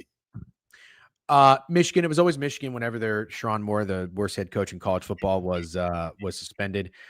The opening play of the game, they took a deep bomb, and Bryce Underwood had a terrible throw. It almost was intercepted. That's why I tagged. I saw you talking. Yeah, the only pushback I have, the only problem I have with Kev as a Michigan fan, it's only one thing. It's that he supports Sharon Moore. The rest I'm fine with. I think he's a good Michigan fan. But yeah, he told Michigan was going to be just fine last year. No, I think he's a coach. Arkansas came back and they covered this game, and I'm not necessarily saying they shouldn't have, but Ole Miss's defense looked really bad. Taylon Green, I know he's a nice player, but man, they got everything easy. I've never seen so many passes to the flat result in fucking first downs. It was crazy. Ole Miss's defense made me want to rip my hair out. Alabama, Wisconsin. Alabama covers. I took the first half. I thought Wisconsin would give them a good effort. I'm done with Luke Fickell. Done with Luke Fickell. I just want to say this, Steak, because you're heavy on Alabama. Don't panic. 24-29, 382, 4 touchdowns. I watched a lot of that game. Ty Simpson looked awesome. Yep. He looked awesome. Big bounce back game for Ryan Williams, too. Had to have it, and he got one. Not much of a running game for Alabama, though. That might be concerning. And I think that's really, I think that's pretty much it for a recap for college football, at least in the top 10. You got anything? No. Good, pretty fun games next week. Utah, Texas Tech, and Auburn, Oklahoma. I specifically think are great college football games. I'm excited for sure. Yep. Guys, thanks for hanging out, man. Awesome 2 hours. We love the recaps. The place was packed. We appreciate all the sub banks. Steak, have a great day. I'll chat with you a little bit later. Go Bucks tonight, and good luck on all your wagers. See you guys. See ya. All right. Josh Hoover Heisman. That's my dog. That's my dog. That's my dog. That's my dog. Yeah, you know that video where that old guy like dances and he shakes his leg or something. Great stream. We appreciate all the support. Thank you very much. What was I going to say? It is noon. It's 12:02. It's a perfect time to wrap it up. Is there anybody that needs to get rated? Anybody live that needs to get rated? I'll probably be on Owner's Box next week. I'm sorry, a little bit later this week. But you know what, man? I meant to fucking raid Straight Locks the other day and just kind of spread it around a little bit, you know. And Straight Locks is a good dude. And I went to thanks, Alex, appreciate that. I went to raid him and we put in the wrong fucking username. So we got to give Kai Sinet, no thanks. We got to give Straight Locks a raid next time. So Straight Locks, let me know when you go live. I don't think you're live right now. Otherwise, I would hit you up. But this coming weekend or something, we'll get it back to you. I don't know if you're in here or not. But anyways, all right. I'll send you over to Owner's Box. Hang out with those dudes. Have a great day, guys. Owner's Box Sports. Boom. Let's get some wins tonight. Huh? Let's go Bucks. CJ Stroud, I get it. Go ahead. CJ Stroud, I get it. Game script coming to you later. All right. First quarter over. And probably Genty over longest rush. All right. Join the raid. Go over to Owner's Box. Say what's up to everybody. Good luck on your way.